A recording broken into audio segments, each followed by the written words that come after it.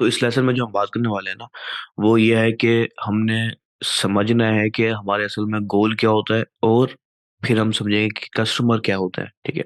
अब कस्टमर से यानी कि सब जानते हैं, ठीक है, कस्टमर वो है जो हमारी कोई प्रोडक्ट की सर्विस बाय करता है। लेकिन थोड़ा सा इससे ज़्यादा हमें जानने की और समझने की ज़रूरत होती है। खास तौर पर हमें गोल्स को भी समझने की ज़रूरत होती है एज अ मार्केटर, कि हमारा जो कस्टमर है उसके गोल्स हैं क्या। ठीक है, उन्हें क्लियर करने की जरूरत होती है ताकि हमें पता हो कि हम किस वक्त कामयाबी की तरफ पहुंचेंगे और किस वक्त जो है ना हम नाकामी की तरफ जा रहे हैं। तो हम सब कुछ ट्रैक कर सकें, फिर ही हम एक अच्छे मार्केटर बन पाएंगे।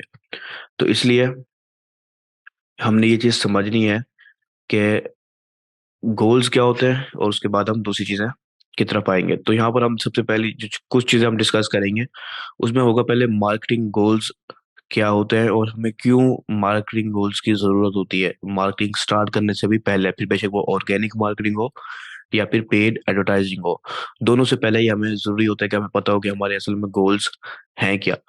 उसके बाद हम देखेंगे स्मार्ट गोल्स क्या होता है, और वो हम किस तरह से क्रिएट कर सकते हैं, बना सकते हैं किसी भी बिजनेस के लिए। ठीक है, उसके बाद हम आएंगे केपीआईज की तरफ, जिसे हम की परफॉर्मेंस इंडिकेटर कहते हैं। वो हम किस तरह से ढूंढ सकते हैं हमारे गोल्स के अंदर कौन से केपीआईज होंगे जिन्हें हम ट्रैक करेंगे, और हमें वो बताएगा कि हम एंड में अगर ये केपीआई सही जा रहा है तो हम एंड में सक्सेस की तरफ पहुंच जाएंगे।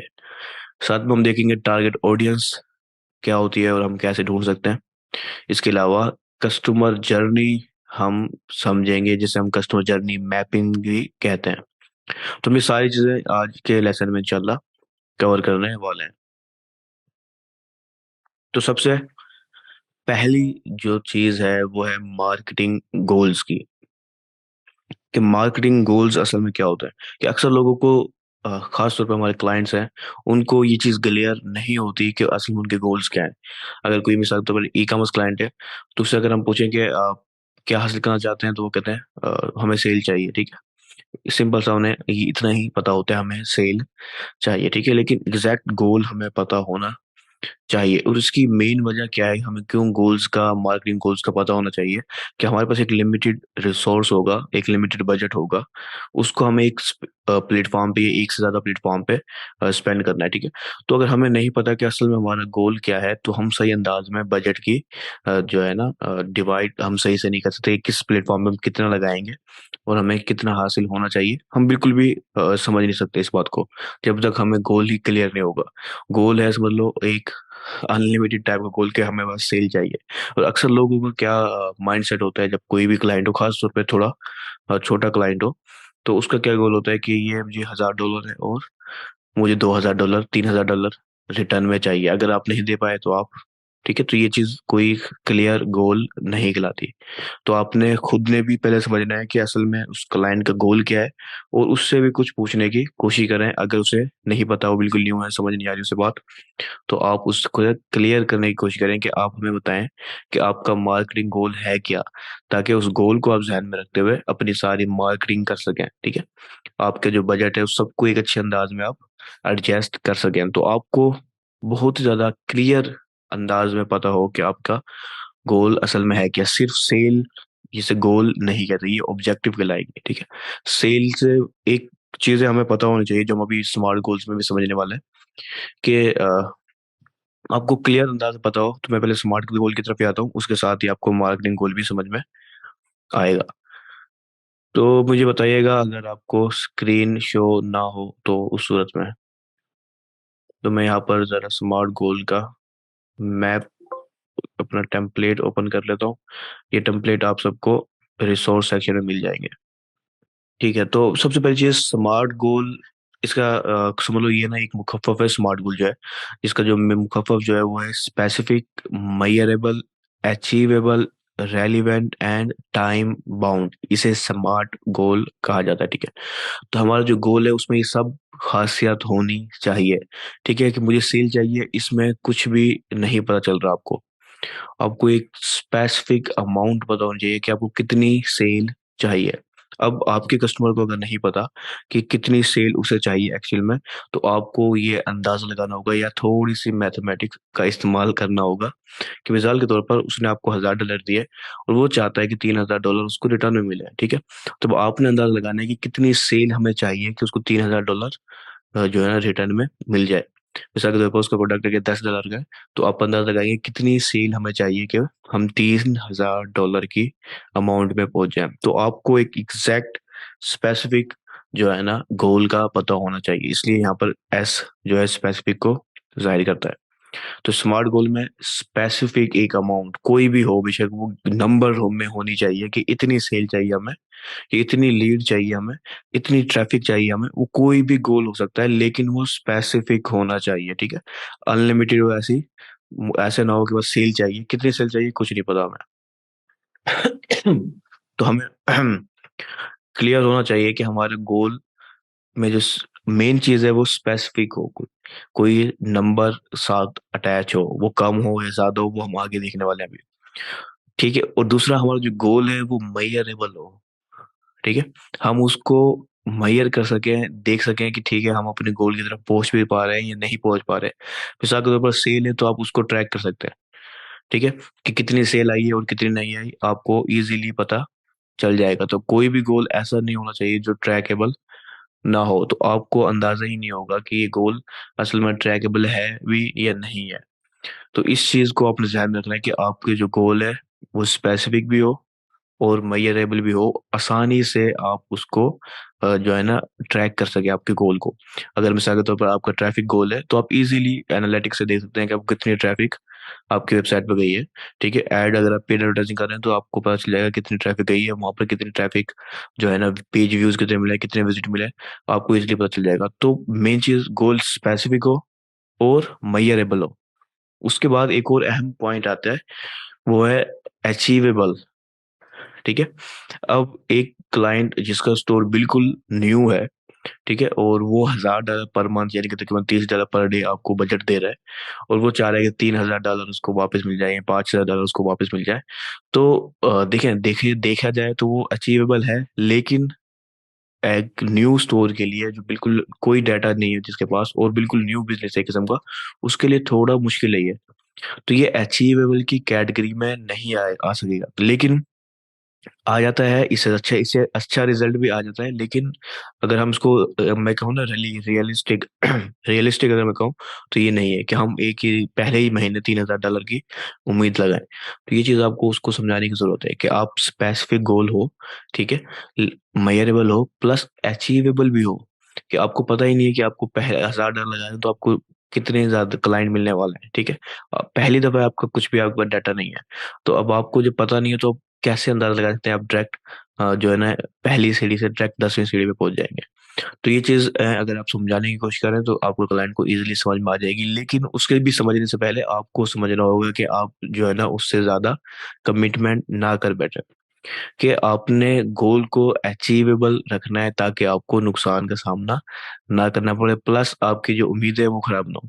क्योंकि अगर उम्मीद खराब हो जाती है तो उस सूरत में जो है ना आपको नुकसान होता है, कि आपको ही यकीन नहीं हो रहा होता कि ये गोल अचीवेबल था या नहीं। एक दिन, 2 दिन, हफ्ता गुजरा, उसके बाद आपको समझ में आ गई कि मैंने जो गोल बनाया है वो थोड़ा ज्यादा ही बना लिया। तो बेस्ट है ये कि आप गोल जो रखें उसमें सारी खसूसियात हों जो भी हम देखने वाले हैं, प्लस आपके गोल रेलिवेंट होना चाहिए आपके मेन गोल से। मिसाल के तौर पर कोई भी कंपनी है, वो सेल चाह रही है तो इसका मतलब है वो ग्रोथ चाह रही है, ठीक है। ग्रोथ चाह रही है तो इस चीज को आपने कनेक्शन बनाए रखना है, रेलिवेंट रहे आपका गोल जो आपका मेन मकसद है। फिर बेशक वो सेल है, वो जो है ना ग्रोथ है, वो लीड जनरेशन है, वो कुछ भी है, रेलिवेंट हो। इस यहाँ पर कुछ जगह पर ना इस रेलिवेंट की जगह पे रियलिस्टिक का लफ्ज इस्तेमाल होता है, जो अचीवेबल के साथ साथ ही आता है। लेकिन रियलिस्टिक से मुराद उसमें या रेलिवेंट से मुराद ये होता है कि सच्चाई पे मबनी हो, उस गोल से रिलेटेड हो। जहाँ पर रियलिस्टिक का लफ्ज आता है वहां पर उसका मेन मकसद ये आ रहा होता है कि वो कहना चाह रहे होते हैं कि आपका गोल सच्चाई की बुनियाद पर हो, कि आप चाह रहे हैं कि डायरेक्ट 1000 सेल आ जाए आपको, 1000 परचेजेस हो, तो ये नहीं होगा, ये रियलिस्टिक गोल नहीं है। और कहीं पर इसे रेलिवेंट का लफ्ज इस्तेमाल हुआ है, तो रेलिवेंट से मुराद यहाँ पर ऐसा होता है कि आपने अपने गोल से रेलिवेंट रहना है, ठीक है। इररेलीवेंट गोल्स या सब गोल्स नहीं बनाने। जो मेन गोल है उसे रेलिवेंट ही हो, प्लस उसके अंदर पांचवी जो अहम खसूसियात है वो है टाइम बाउंड। उसको कोई ना कोई लिमिट हो टाइम की।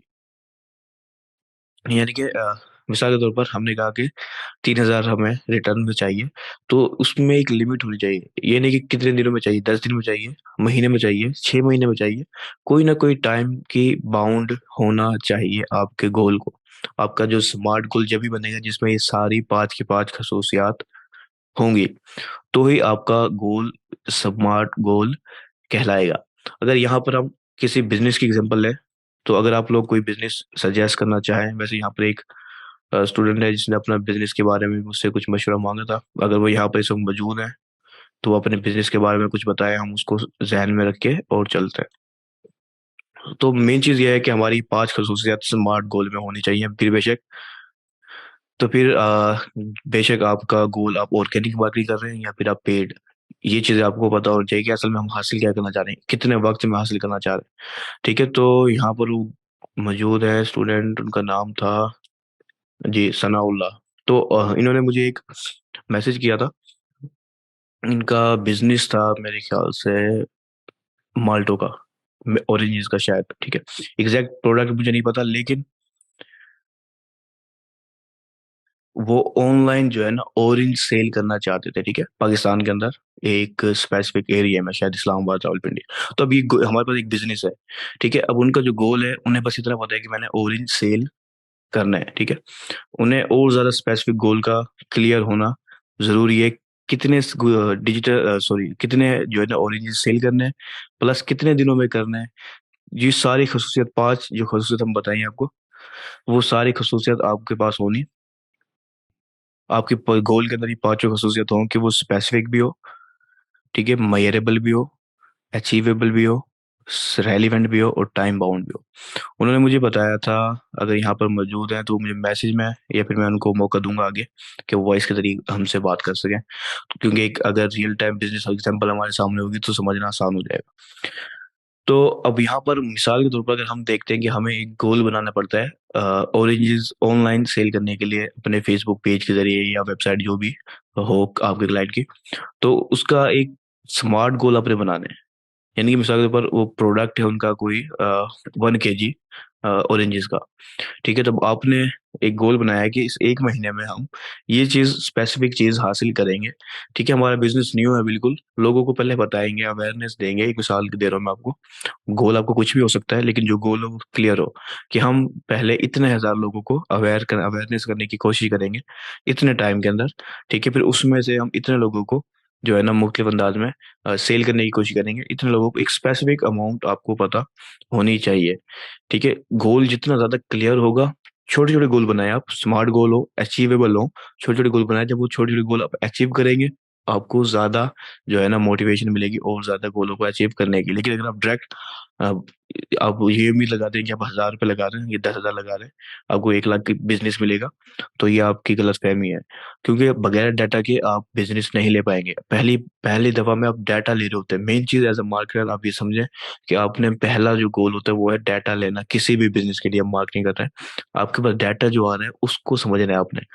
वो डाटा आपको कम पैसों में ज्यादा सेल लेने में मदद करेगा। क्योंकि अभी पहले आपके पास जो डाटा है वो सिर्फ रिसर्च की बुनियाद पर है। अब जो डाटा आ रहा है वो बिल्कुल रियल एग्जाम्पल है, आपके पास रियल डाटा है आपके पास जो आपके कस्टमर्स आपको दे रहे हैं। तो ये चीज आपने समझने की कोशिश करनी है कि आपके गोल में ये पांच खसूसियात होनी चाहिए। स्पेसिफिक, क्या असल में आप क्या हासिल करना चाह रहे हैं। ठीक है, मेजरेबल, वो मेजर भी हो सकता है या नहीं हो सकता। यानी कि आप 1,000 पैकेट बेचना चाह रहे हैं मिसाल के पर ऑरेंजेस के 1 kg के, तो आपको पता होना चाहिए ठीक है जी ये मेजरेबल है, हम 10,000 बिकेंगे तो मुझे पता चल जाएगा, 500 बिकेंगे तो मुझे पता चल जाएगा। ठीक है, प्लस अचीवेबल है या नहीं है। आप बिल्कुल स्टार्ट के अंदर कि 1,000 के 1,000 प्रोडक्ट 1,000 बेच सकते हैं एक स्पेसिफिक एरिया में, ये नहीं अचीवेबल है, ये नहीं है, ये चीज ध्यान में रखनी है। उसके बाद रेलिवेंट, कि वाकई में ये गोल रेलिवेंट भी है मेरे मेन गोल से या नहीं। प्लस टाइम बाउंड, के एक टाइम की लिमिट लगाएं, हफ्ता, महीना, साल, जो भी जितनी भी लिमिट आप रखना चाहें मार्केटिंग के अंदर आप खुद अपने मुताबिक रख सकते हैं। तो आप जब लिमिट में बाउंड रहेंगे तो आपको पता है कि इतने दिन में मुझे हासिल करना है और हाल हाल में करना है। फिर उसके हिसाब से आप अपनी सारी स्ट्रेटजीज बनाएंगे, सारी कैंपेन वगैरह जो है ना मैनेज करेंगे जब आपके पास टाइम की बाउंड होंगे, टाइम बाउंड होंगे। तो यहाँ मैंने बॉक्स छोड़ दिया। इस बॉक्स में आप ऐसा गोल लिखे जो इन पांचों को सूट करता हो, ठीक है। जब ये पांचों खसूसियात हैं आपके गोल में, तो फिर आप आगे की तरफ बढ़ें। अगर इसमें खसूसियात में किसी भी किस्म की कमी है, तो आप रुक जाएं, पहले उसको एक स्मार्ट गोल बना लें, उसके बाद ही आप आगे की तरफ जाएं, ठीक है। ये मेन चीज़ है, इसको ध्यान में रखना है आपने। अच्छा, यहाँ पर स्मार्ट गोल्स में अगर कोई चीज़ समझ में नहीं आई आपको, मार्केटिंग गोल्स और स्मार्ट गोल्स तकरीबन सेम है, इसलिए मैंने एक ही में आपको समझा दिया कि गोल होना लाजमी है, जब भी आप मार्केटिंग कर पाएंगे। अगर गोल ही नहीं है क्लियर, तो आपके लिए बहुत ज्यादा मुश्किल है मार्केटिंग। तो यहाँ पर अगर किसी किस्म कोई सवाल है आपके जहन में किसी के भी, तो आप यहाँ पर मुझसे पूछ सकते हैं।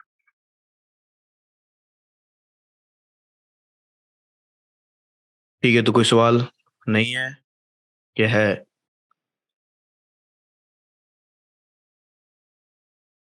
ओके, तो हम अपने दूसरे सेक्शन की तरफ बढ़ेंगे। वो है केपीआई। केपीआई यानी कि की परफॉर्मेंस इंडिकेटर।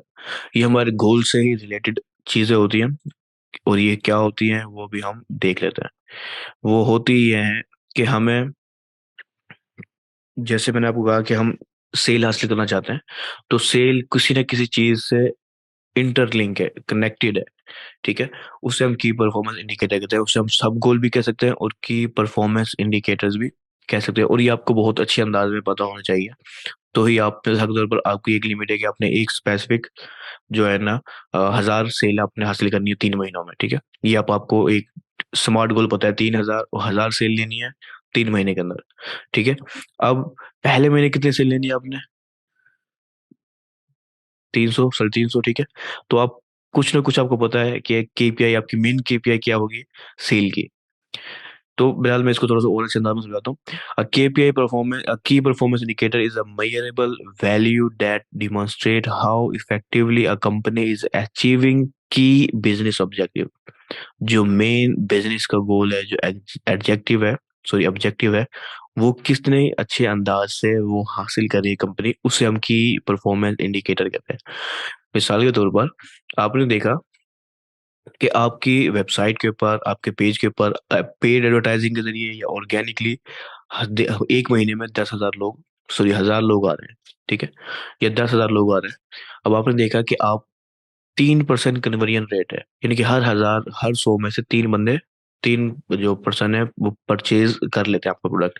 यानी कि 100 में से 3, तो 1000 में से 30 लोग, ठीक है। 30 लोग और 10,000 में से 300 लोग, ठीक है।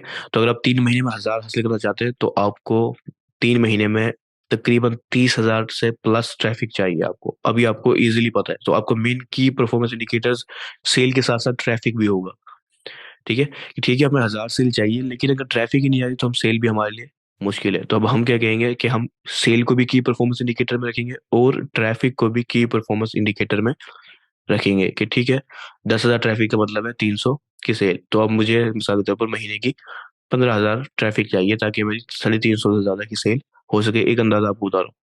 तो आपकी जो की परफॉर्मेंस इंडिकेटर है, जो आपको बताएंगे कि आप अपने गोल की तरफ बढ़ रहे हैं या नहीं बढ़ रहे, आपको फायदा हो रहा है या नुकसान में हो रहा है, आपकी जो मार्केटिंग है वो फायदे में या नुकसान में, तो आपकी की परफॉर्मेंस इंडिकेटर आपको बता रहे होते हैं। मिसाल के तौर पर कि आपकी सेल हुई है 2 महीने, तो पहले महीने 200 लोगों ने परचेज किया, ठीक है। तो आपने देखा कि आपकी ट्रैफिक 10,000 थी, लेकिन फिर भी 200 बंदों ने परचेज किया। इसका मतलब है कोई दरमियान में मसला है। ये चीजें भी आपको साथ में समझनी, साथ साथ समझ आती जाएगी। तो आपने क्या किया कि ठीक है जी, अब 10,000 में मुझे सिर्फ 200 की सेल हो रही है, ठीक है। 10,000 में 200 सेल हो रही है, तो इसका मतलब है मुझे एक महीने, अगले महीने 20,000 ट्रैफिक चाहिए, ताकि मैं 400 सेल कर सकूं। अगले, उससे अगले महीने में मैं 20,000 चार ट्रैफिक आएगी, तो ही मैं 400 प्रोडक्ट जो है ना सेल कर पाऊंगा। तो ऐसे 3 महीने में मैं 1000 प्रोडक्ट पे पहुंच जाऊंगा। तो ये की परफॉर्मेंस इंडिकेटर आपने समझना है कि आपका जो भी गोल है, फिर वो सेल है, लीड है, अवेयरनेस है, या कुछ भी गोल है आपका, तो उसमें सब गोल्स क्या होंगे, जिसे हम की परफॉर्मेंस इंडिकेटर कहते हैं। तो वो आपने अच्छे से समझने की कोशिश करनी है अपने बिजनेस में, या किसी भी बिजनेस में, हर हाल में। स्मार्ट गोल आपको बताऊं, की परफॉर्मेंस इंडिकेटर आपको पता हो, और हर बिजनेस के की परफॉर्मेंस इंडिकेटर डिफरेंट हो सकते हैं।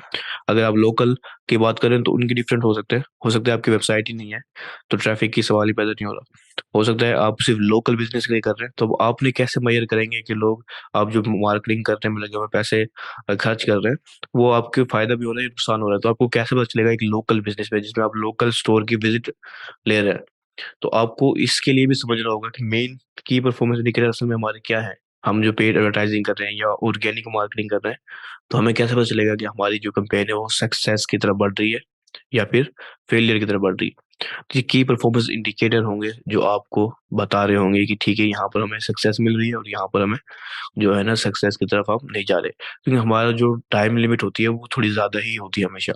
ठीक है, एक दो दिन की लिए हम मार्केटिंग नहीं की जाती, कुछ ना कुछ एक अरसा होता है। तो उस अरसे में तय गोल एंड आखिरी गोल तक पहुंचने के लिए आपको साथ साथ जो पहले दिन पहले हफ्ते आपको गोल मिल रहा है, जो रिजल्ट मिल रहा है, उससे आप अंदाजा लगाओगे कि हम उस महीने में अपना रिजल्ट पूरा पहुंच पाएंगे या नहीं पहुंच पाएंगे। तो इसको अंदाजा लगाने के लिए जाहिर सी बात है आपको की परफॉर्मेंस इंडिकेटर का पता होना चाहिए। और आपकी की परफॉर्मेंस इंडिकेटर एक नहीं होगा, एक से ज्यादा होंगे, दो तीन, कितने भी हो सकते हैं। अब यहाँ पर मैंने तीन की जगह आपको बनाई हुई है, इससे आप ज्यादा खुद कॉपी पेस्ट भी कर सकते हैं। तो आप देखेंगे कि आपके मेन की परफॉर्मेंस इंडिकेटर क्या है। ठीक है, अब मिसाल के तौर पर हमारा स्मार्ट गोल था कि हमने $3,000 की सेल लेनी है, तो हमने देखा कि हमारे सबसे पहले जो है ना हमें देखना होगा कि हमें टोटल सेल 1,000 परचेज हमें चाहिए, $3,000, सॉरी $10 का था शायद, पता नहीं, बहरहाल मैंने कहा 1,000 सेल मुझे चाहिए 3 महीने के अंदर। ठीक है, तो अब मैं यहाँ पर क्या करूंगा कि मेरा जो की परफॉर्मेंस इंडिकेटर होगा, सो मैंने यहाँ पर गोल लिख दिया बकायदा। गोल तो स्मार्ट गोल में लिखूंगा, मैं यहाँ पर की परफॉर्मेंस इंडिकेटर लिखूंगा। तो मैं लिखूंगा कि परचेज जो है ना मेरी, वेबसाइट परचेज,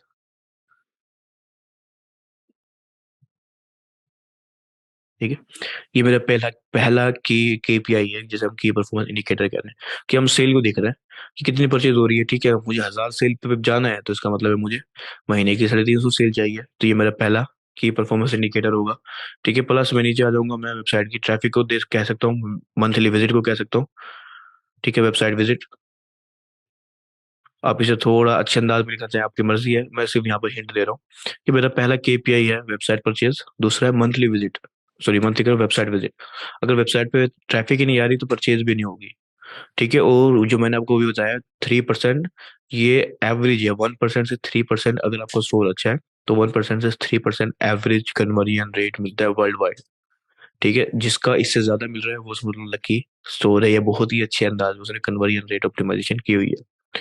बहुत कम 5% या 9% तक जा पाते हैं। ठीक है, इससे ज्यादा जाना बहुत ही ज्यादा मुश्किल है। ठीक है, लेकिन मुख्य अंदाज में इंसान पहुंच जाता है। तो पॉइंट यहाँ पर बात ये आ रही है कि हमारा परचेज भी केपीआई है और वेबसाइट विजिट भी। अब इस अगर पहले मैंने अभी आपको समझाया कि 200 आपको परचेज मिली है, जबकि आपने आप गोल 3 महीने में 1,000 रुपये यानी कि 800 अभी बच रहा है आपका। अगर आप इसी स्पीड से जाते हैं तो आप सिर्फ 600 परचेज ले पाएंगे। आप जो है ना सही अंदाज में 1,000 परचेज का जो गोल है वो अचीव नहीं कर पाएंगे। जब आपने क्या किया, आपने कहा कि वेबसाइट विजिट बढ़ाओ, 10,000 आ रहे हैं, 20,000 करो। ठीक है, अब 20,000 करने के लिए आपको गोल, जाहिर सी बात है, मुख्तलिफ टाइप की ऑप्टिमाइजेशन करनी होगी, वो आप आगे एडवर्टाइजिंग से ना देखेंगे। तो अब आपको इतनी सी बात समझ में आ गई कि परचेज अगर चाहिए हमें, तो वेबसाइट की विजिट को हमें बढ़ाना होगा। तो ये भी हमारा केपीआई, की परफॉर्मेंस इंडिकेटर है। तो ठीक है, तो अब यहाँ पर अब आपका कुछ और गोल भी हो सकता है। ठीक है, मिसाल के तौर पर यहाँ पर मंथली विजिट और क्लिक के अंदर फर्क होता है। ये चीज समझिए कि वेबसाइट के ऊपर, सॉरी, आप फेसबुक के में या किसी भी प्लेटफॉर्म पे ऐड चला रहे हैं, तो आपके क्लिक ज्यादा होते हैं और वेबसाइट विजिट कम होता है। इसकी वजह, मेन वजह होती है आपकी वेबसाइट की स्पीड। कि ऑलमोस्ट अगर आपकी वेबसाइट, ये रिसर्च है कि अगर आपकी वेबसाइट 3 सेकंड से ज्यादा टाइम ले रही है लोड होने में, ठीक है, आपने किसी ने क्लिक किया आपकी वेबसाइट पे लिंक पे, और वो वेबसाइट 3 सेकंड के अंदर अगर लोड नहीं हुई पूरी, तो ऑलमोस्ट 70% लोग बगैर वेबसाइट को विजिट करे निकल जाते हैं। ठीक है, आपकी वेबसाइट को देखते भी नहीं है, क्योंकि वो लोड होने में थोड़ा टाइम ले रही है, और वो वापस बैक पे चले जाता है। सिर्फ 30% लोग बचते हैं। ठीक है, इसका मतलब ये है कि अगर आपकी वेबसाइट की स्पीड थोड़ी खराब है, तो हो सकता है 90% लोग आपकी वेबसाइट पे आ ही ना रहे हो, क्लिक कर दिया हमारे पैसे जाया समझ लो, सिर्फ 10% लोग आपकी वेबसाइट पे आ रहे हैं। तो उससे आपको क्या होती है, सीपीसी आपका इंक्रीज हो जाता है, और मुख्तलिफ चीजें इंक्रीज हो जाती हैं, जिसकी वजह से आपको नुकसान का सामना करना पड़ता है। तो बहरहाल, अब आप देख रहे हैं कि 10,000 लोग हम आपकी वेबसाइट पे आ रहे हैं, तो हमें पीछे क्लिक कितने में मिल रहे हैं। मिसाल के तौर पर हो सकता है कि 70% लोग आपकी वेबसाइट पे आ रहे हैं, 30% लोग नहीं आ रहे, ये नॉर्मल है। 50% लोग आ रहे होते हैं या 70% लोग आ रहे होते हैं, और अगर वेबसाइट खराब हो तो वो 30% लोग आ रहे होते हैं सिर्फ। ठीक है, या 10% तक भी आ रहे होते हैं, ये हमने खुद देखा है इसी वेबसाइट की स्पीड की वजह से। तो मिसाल के तौर पर हर 100 बंदा जो क्लिक कर रहा है आपके आपके ऐड पे, उसमें से 50 लोग जा रहे हैं, तो यानी कि अगर 10,000 विजिट आपको मिल रहे हैं तो पीछे आपको 20,000 क्लिक मिले ऐड के ऊपर, फिर 10,000 विजिट आपको मिले। तो अगर आपको 20,000 विजिट चाहिए तो आपको 40,000 क्लिक चाहिए होंगे। तो ये सारे आपस में इंटरलिंक है। ये बहुत ही अच्छी आसान सी गेम है अगर आप समझ जाए तो ये सारे केपीआई आपने यहाँ पर लिखने हैं, 2 हो 3 हो या इससे ज्यादा अगर आपको समझ में आती है तो आप लिख दें। ठीक है, ये सब एक दूसरे से इंटरलिंक है। जब एक चीज बढ़ रही होगी तो ऑटोमेटिकली सर तो बढ़िया क्लिक ज्यादा मिल रहे होंगे तो वहाँ पर वेबसाइट विजिट ज्यादा हो रहे होंगे, वेबसाइट विजिट ज्यादा हो रहे होंगे तो हमारी परचेज ज्यादा हो रही होगी और हम एक गोल की तरफ पहुंच रहे होंगे। तो ये चीज जो है ना केपीआई कहलाती है, की परफॉर्मेंस इंडिकेटर, जो आपको ट्रैक में रखनी है अपनी। कि फिर ये आपको पता चलेगा कि एंड में जो भी हमारा टाइम लिमिट है उसमें हम अपने गोल की तरफ पहुंच भी पाए या नहीं पहुंच पाए। ठीक है, तो यहाँ पर केपीआई के मुतालिक अगर आपको कुछ चीज समझ में नहीं आई तो आप वो मुझे पूछ लें। यहाँ पर 4 से 5 पॉइंट है जो हमने आज इस लेसन में डिस्कस करने हैं। कोई चीज समझ नहीं आती तब पूछें आप, जितने ज्यादा हो सके सवाल कर लें। हो सकता है कि मैं बाद में इस सवालों का जवाब आपको मैसेजिंग में भी ना दूं, क्योंकि अभी हम टॉपिक में इस वक्त मौजूद हैं, तो जो भी आपके जहन में आ रहे हैं तो आप पूछ लें।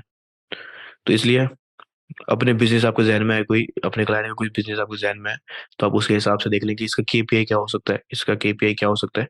जैसे अगर हमारा लोकल बिजनेस हमारे सामने मौजूद है एक, तो अगर उसको उन भाई को क्या नाम है, सनाउल्लाह, अगर उन्हें समझ में नहीं आ रही बात तो आप खुद सोचें पहले कि हमारा मेरा क्या स्मार्ट गोल होगा, मेरे केपीआईज क्या होंगे। ये चीज आपने समझने की जरूरत है। आप कैंपेन चलाने से पहले ये चीज समझें। ठीक है, वरना आपको सिर्फ पैसे जाया करेंगे और इसके अलावा कुछ नहीं करेंगे। यही चीज आपने समझनी है ना कि आपका क्या हो सकता है। पहले आप अंदाजा लगाएं। आपका बिजनेस है, खुद आपका ही बिजनेस है जबकि, तो आपको ज्यादा अच्छे अंदाज में पता होना चाहिए कि आपका गोल क्या है। पहले तो गोल हमें पता होगा ना कि गोल क्या है आपका, मेन स्पेसिफिक स्मार्ट गोल क्या है। उसके बाद हम देखेंगे आपका केपीआईज क्या है।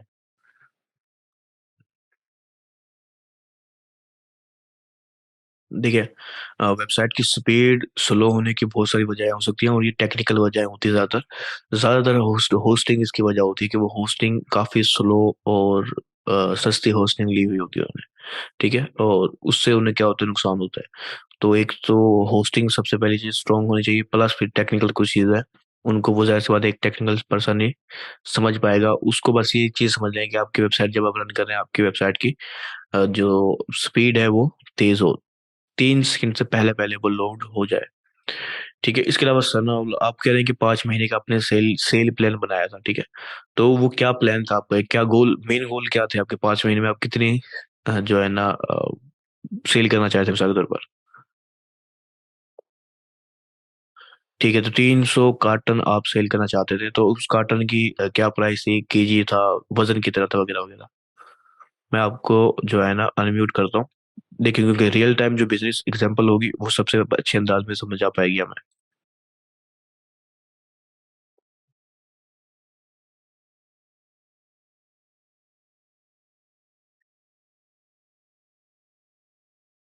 अच्छा, मैंने आपको अच्छा। जी अस्सलाम वालेकुम। जी वालेकुम सलाम। जी सर जी, मैंने ना बनाया था 5 महीने के लिए ना, ये प्लान बनाया था ना। पहले महीने में मैंने स्टार्ट किया था अपना दिसंबर से ना। दिसंबर से लेकर दिसंबर, जनवरी, फरवरी, मार्च, अप्रैल तक ना, और आगे ऑनवर्ड जो मतलब कि ये 5 महीने का बनाया था। सॉरी, ये 15 नवंबर भी शामिल किया था मैंने। अच्छा, इसमें ना मैंने पहले जो जो महीना था इसमें मेरा ख्याल 300 पेटी रखी थी या इस तरह, हाँ 300 पेटी रखी थी ना, 300 कार्टन। और फिर आगे मैं इसको लेके गया था 300, आप समझ लें कि पर मंथ का मैंने एवरेज बनाया था ना। 5 महीने का 1500 कार्टन मैं चारों तक सेल करूँ ना, तो उस हिसाब से फिर मैंने इसको, तो कार्टन इसका में जो कितने। कार्टन कार्टर का वेट जो था 10 केजी था। इसके अंदर जो प्रीमियम क्वालिटी जो होती है 54 पीस आते हैं ना, मतलब ओरिजिन आते हैं। अच्छा। और सही। मार्केट को एनालिसिस किया था, जो पहले सेल कर रहे थे कि वो, उनका कुछ लोग 3,000 का 10 किलो सेल कर रहे थे, कुछ 2600 का, एक मुल्तान का ग्रुप है, काफी बड़ा ग्रुप है वो भी, वो 3,000 का सेल कर रहे थे, सॉरी 2600 का सेल कर रहे थे, ठीक है, दस किलो बहरहाल कार्टन तो 300 आपका स्पेसिफिक गोल था महीने में, तो ये क्या यानी कि इससे पहले आपने कोई सेल किया, अचीवेबल था ये आपके लिए। सर मैं नहीं, फर्स्ट टाइम था ये मेरा मेरा फर्स्ट, मैं मतलब कि ये था मार्केटिंग फर्स्ट थी, और मेरी ये जो मैंने पहले जो इसको सीखा है मैंने, फेसबुक मार्केटिंग या गूगल ऐड को, ये मेरा फर्स्ट प्रोजेक्ट था जिसको मैंने लॉन्च ठीक है, किया है ना। इसके अलावा नहीं, आपके मुताबिक क्या लगता है कि आप 10 केजी के जो कार्टन है 300 कार्टन एक महीने में बेच सकते थे, यानी कि अचीवेबल था आपके मुताबिक? जी सर, ये तो हाँ अचीवेबल था, क्योंकि मैं दो तीन पार्टियों से पहले बात हुई है, तो वो उनका भी नया ही था, वो नॉर्मल तो कंडीशन में कितने द- कितने सेल किए फिर आपने पहले महीने? मैंने सर अभी पहले महीने में मैं समझ लें 7 to 8 जो है ना कार्टन मैंने सेल किए हैं, वो कुछ दिन ऐड चला के फिर मैंने बंद कर दी। उसका मुझे ना पहली जो ऐड थी ना वो मैंने कन्वर्जन पे चलाई थी, वो सर्दी दिसंबर का स्टार्ट में आपसे बात हुई थी, मैं पहले दिसंबर को ही लॉन्च की थी। तो उस वक्त जो था इसके मुझे काफी सारे वो मैंने आपको स्क्रीन शॉट भी सेंड किया था एक, उससे मुझे काफी सारे क्लिक वगैरह भी आ रहे थे, मैसेज भी आ रहे थे, बट सेल उसमें नहीं थी। कि वो समझ लेके रेट का कम मसला था, ये जो भी मुझे ऐसा लगा कि जो टारगेट ऑडियंस थी वो इतनी उनकी कैपेसिटी नहीं थी कि वो 2500 रुपये वाला कार्टन परचेज कर सके ना। उनमें से चार पांच सात सात तक बंदे आए थे, तो जिन्होंने मुझसे बाय किया था। अदरवाइज बाकी जो थे ना वो मेरा मतलब वो कह रहे थे यार रेट रेट से इतने का मिल रहा है क्या, ठीक है ना। ठीक है बहरहाल, फिर मैं अब आप उनको। देखें जो अचीवेबल है ना आपके लिए, अब आप खुद देखें कि वो आपके लिए अचीवेबल सबसे बेस्ट है, वो है कि आपने 7 पहले महीने में बेचे। ठीक है, हाँ अब आप इसमें आप क्या, आपके लिए क्या रियलिस्टिक या अचीवेबल जो गोल, नेक्स्ट स्मार्ट गोल होगा, वो होगा आपके लिए कि ठीक है मैंने 7 बेचे तो मैं अब कोशिश करूंगा मैं 50 बेच दूं। ठीक है, अब आप डायरेक्ट अगर तो 300 को सोचेंगे तो ये अचीवेबल नहीं है आपके लिए। सही सही। लेकिन यहाँ ठीक पर हो मैं गया। समझाने की कोशिश कर रहा हूँ ना आपको, कि मिसाल के तौर पर आपने देखा कि कितने लोगों ने क्लिक किया। एक एग्जांपल है कि आपके ऐड पे 100 बंदों ने आपको मैसेज किया है। ठीक है, उसमें से 7 बंदों ने आपसे परचेज कर लिया। ठीक है, एक जी एग्जांपल ले जी। रहे हैं हम। ठीक है, 100 लोगों ने किए, आप में से 7 ने कन्वर्ट कर लिया, परचेज कर लिया, इसका मतलब 7% कन्वर्जन रेट है आपकी मैसेजिंग का। तो अब आपको अगर सही हो। 50 लोग चाहिए, 50 लोग बाय करें आपसे, तो इसका मतलब क्या होगा? जी जी। इसका मतलब है कि आपको कितनी सेल चाहिए, कितनी ज्यादा जो है ना मैसेजिंग चाहिए आपको। अगर हाँ 10 बिल्कुल। लोग बाय कर रहे हैं, ठीक। तो आप, तो आपको हो जी सकता है जी। आपको 700 बंदे सो चाहिए आपको, या 800 बंदे चाहिए जो आपको मैसेज करें, तो उसमें से आपको 50 लोग बाय कर लेंगे। तो इसे कहते हैं सही। स्मार्ट गोल और अचीवेबल गोल। प्लस आप केपीआई सेट करें अपनी, कि क्या क्या चीजें होंगी जो आपको ट्रैक में रखेंगी, कि 3 महीने के बाद जब आपका जो एंड होगा मार्केटिंग का, वो आपको रिजल्ट देगा। ठीक है, तो ये चीज आप समझ जाए, आप कोशिश करें आपको जो बिजनेस है। अब अभी हम ऑडियंस के बारे में बात करने वाले हैं, मैं आपकी समझ गया हूँ आपकी कहानी। तो आप अच्छे से समझ जाएंगे ऑडियंस की बात जब हम करेंगे। तो आपने गलत ऑडियंस टारगेट की, गलत टाइम पे करी, ठीक है, तो जिसकी वजह से आपको नुकसान हुआ। बहरहाल हम अभी आगे इस चीज पे डिस्कस करने वाले हैं। तो बहरहाल बहुत मेहरबानी जी आपने रब्ता किया अभी। तो अब यहाँ पर हम अपने नेक्स्ट टॉपिक की तरफ जाते हैं। अब आपने खुद देखा यहाँ पर कि हमने बात की कि ठीक है हमारा जो गोल है ये सबके साथ होता है, क्योंकि हम बिजनेस, अक्सर लोग, अक्सर क्लाइंट जो आपके पास स्टार्ट में आएंगे, वो हो सकता है कि आप उनका बिजनेस नया हो। ठीक है, उनको खुद को कुछ चीजें क्लियर ना हो। तो आपने ये चीजें क्लियर करने की कोशिश करनी है। अब पहले आप खुद समझे कि असल में उसका क्या गोल है, और वो पहले कर चुका है नहीं कर चुका। ये काफी आसान होता है क्लाइंट को समझाना। इसकी आसान तरीका क्या है, तब उसे सीधा पूछे पहले कि अच्छा देखिए, मैं बात करूंगा क्लाइंट से कि आप पहले भी सेल कर चुके हैं, जैसे मैंने अभी पूछा सनाउल्लाह साहब से, कि उन्होंने कहा नहीं ये मेरा फर्स्ट टाइम था। तो उन्होंने कहा आपके पास डाटा नहीं है कोई, ऑडियंस आपको नहीं पता, आपको नहीं पता आप पहले महीने में कितने सेल करेंगे, कितने पैसे आप खर्च करेंगे। इस तरह से आप सवाल पूछना शुरू करें उनसे, यहाँ तक कि वो सबका जवाब ना ना ना में दे रहा होगा। उसके बाद जब आप उसे बताएंगे, तो वो उस आपकी बात को समझेगा कि हमें एक क्लियर गोल चाहिए। ठीक है, हमें आप $1000 दे रहे हो, लेकिन हमारे पास कोई डाटा नहीं है, कोई चीज नहीं है जिससे हम सही से अंदाजा लगा सकें कि हम अपने नेक्स्ट महीने में कैसे पहुंच पाएंगे। तो हमारे पास डाटा चाहिए हमें। ठीक है, और यहाँ पर आगे हम जितनी गहराई में जाएंगे, उतना ही आपको फायदा और उसका पता चलेगा। तो जब आपके पास डाटा आएगा, फिर आप ये सारी स्मार्ट गोल्स और केपीआईज भी सेट कर सकते हैं। लेकिन आपको पहले भी कुछ सेट करने की जरूरत होती है, कि $1000 है मिसाल के तौर पर, मेरा मेरा गोल है कि मैं इतने कस्टमर मिसाल के तौर पर $1000 वापस रिटर्न में लूंगा। मैं एग्जाम्पल दे रहा हूँ आपको। 3000 भी रियलिस्टिक है, ये नहीं है कि वो हम अचीव नहीं कर सकते। $3000 वापस आना, ये कोई बड़ी बात नहीं है। जैसे इसका मतलब समझ लें आरओएस 3x है आपकी, जबकि हमारा आरओएस इससे ज्यादा होना चाहिए एक अच्छे सोशल मीडिया मार्केटर का। लेकिन आप उसको फिर भी जो है ना सब्ज बाग में दिखाएं। कुछ अहम अहम चीजें जो है, जो उस कहानी, सच्ची कहानी है, वो बताएं उनको पहले। उसके बाद उसको रिजल्ट दें, वो आपसे खुश रहेगा। तो फिलहाल आपने जो भी क्लाइंट आपसे मिलते हैं, आप समझ आप ऑर्गेनिक मार्केटिंग कर रहे हैं, उसकी हैंडलिंग कर रहे हैं, या फिर पेड एडवर्टाइजिंग, आपने चीजें सेट करनी है, स्मार्ट गोल भी और इसके अलावा केपीआईज भी, ताकि आप खुद ट्रैक में रह सकें कि आप कामयाबी की तरफ, सक्सेस की तरफ जा रहे हैं या फिर आप नाकामी की तरफ जा रहे हैं।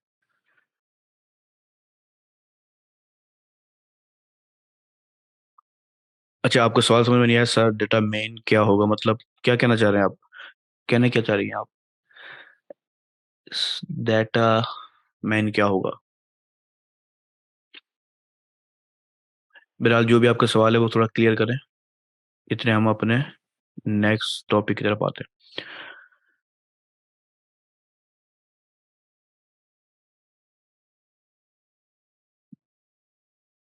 देखिए, जो मेन डाटा, अगर आप कह रही हैं मेन डाटा का, तो जाहिर सी बात है, बिजनेस के मुताबिक, हर बिजनेस के मुताबिक डिफरेंट हो सकता है, कि आपने बहरहाल कुछ क्लियर करना है कि आपका गोल क्या है। जैसे मुख्तलिफ बिजनेस है, उसका लीड जनरेशन होता है, रियल स्टेट है मिसाल के तौर पर, तो उस रियल स्टेट के अंदर भी लीड जनरेशन उनका समझ लो, मैं समझता हूँ कि वो सिर्फ केपीआई है उनका।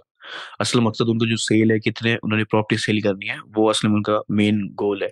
फिर उसके अंदर वो सब गोल या केपीआई बना सकते हैं कि इतने हजार हमें लीड चाहिए, तो हम एक जो है ना, हजार हजार लीड में से हम एक को प्रॉपर्टी सेल कर देते हैं, इसका मतलब है हमें 7,000 लीड चाहिए 7 प्रॉपर्टी सेल करने में। तो ये हर बिजनेस का डिफरेंट हो सकता है, आपको समझने की जरूरत पड़ेगी जो भी बिजनेस आपके सामने मौजूद है। अच्छा, तो यहाँ पर अभी हम नेक्स्ट की तरफ आते हैं, फिर हम साथ साथ सारे सवालों को देखते जाएंगे।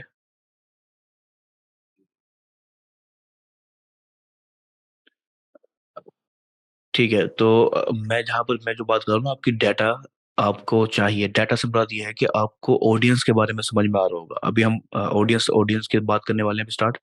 तो ऑडियंस को समझ में आ रहा होगा कि आपकी एग्जैक्ट ऑडियंस कौन सी है, आपको कितने जो है ना विजिट मिल रहे हैं, कितनी वेबसाइट पे ट्रैफिक आ रही है, सेल आ रही है, आपको कितनी परसेंट कन्वर्जन रेट है आपको, ये सारा डाटा ही है, ठीक है। डाटा कोई स्पेसिफिक डाटा नहीं है, काफी बड़ी तादाद में आपको एनालिटिक्स में डाटा मिल रहा होता है, जब आप खास तौर पर पेड एडवर्टाइजिंग कर रहे हैं तो। और उसके अलावा ऑर्गेनिक मार्केटिंग में भी आपको सारा डाटा नजर आ रहा होता है। तो डाटा से मुराद काफी सारी चीजें हैं। अच्छा, तो हमारा जो चौथा पॉइंट है वो है टारगेट ऑडियंस। यहाँ पर लोग काफी ज्यादा जो है ना नुकसान उठाते हैं, कि वो अपना एड गलत ऑडियंस को दिखा देते हैं। तो ऑडियंस को समझना इंतहा से ज्यादा जरूरी है, कि अगर आपका, और ये हमारे लिए काफी ज्यादा अहमियत रखता है, खासतौर पर डिजिटल मार्केटिंग के अंदर, सोशल मीडिया मार्केटिंग के अंदर, जो डिजिटल प्लेटफॉर्म है समझ लें, वो हम उन्होंने उस प्लेटफॉर्म ने हमें काफी ज्यादा आसान कर दिया कि हम अपनी ऑडियंस को समझ सकें, और एक स्पेसिफिक ग्रुप की ऑडियंस को हम अपना ऐड दिखा सकें। तो ये चीज़ें हमें ट्रेडिशनल में नहीं मिलती थी, लेकिन डिजिटल में भी ये इतनी बड़ी अ, तादाद में ऑडियंस है कि आपको समझ नहीं आता कि आपने असल में किस ऑडियंस को टारगेट करना है। तो अभी हम अपने उस ऑडियंस सेक्शन में आते हैं, जिसको मैं बंद कर देता हूँ, सेव करके बंद कर दूँ, चलो। टारगेट ऑडियंस की तरफ आ जाते हैं, तो ये टेम्पलेट आपको सारे सेक्शन में मिल जाएंगे, आपको वीडियो के सेक्शन में, जहाँ पर आप वीडियो मिलेगी आपको, वहाँ पर रिसोर्स सेक्शन में आपको ये सारे बने बनाए टेम्पलेट मिल जाएंगे। यहाँ पर मैंने किसी किस्म का कोई नाम नहीं डाला अपना, आप अपने नाम के मुताबिक डाल के अपने क्लाइंट को दिखा सकते हैं, दिखाना चाहें तो आप।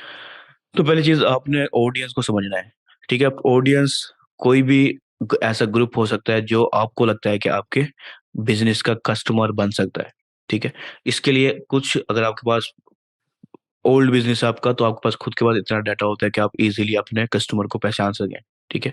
लेकिन अगर आपका स्टार्ट है, तो भी आपने समझना होता है कि, उसमें मतलब अंदाजा लगाना होता है कि आपकी ऑडियंस असल में क्या हो सकती है। तो इसको अंदाजा लगाने के लिए पहली चीज ये है कि आपको एग्जैक्ट पता हो कि आपका प्रोडक्ट या आपकी बिजनेस है क्या असल में, ठीक है। अब यहाँ पर मिसाल आती है, जो अभी हमें एक एग्जांपल मिली है ऑरेंजेस की, ठीक है। तो उन्होंने कार्टन सेल करने थे मिसाल के तौर पर 10 केजी ऑरेंजेस वाले। अब यहाँ पर सवाल आता है कि कोई भी एक नॉर्मल पर्सन शायद परचेज ना करे 10 केजी वाला, ठीक है।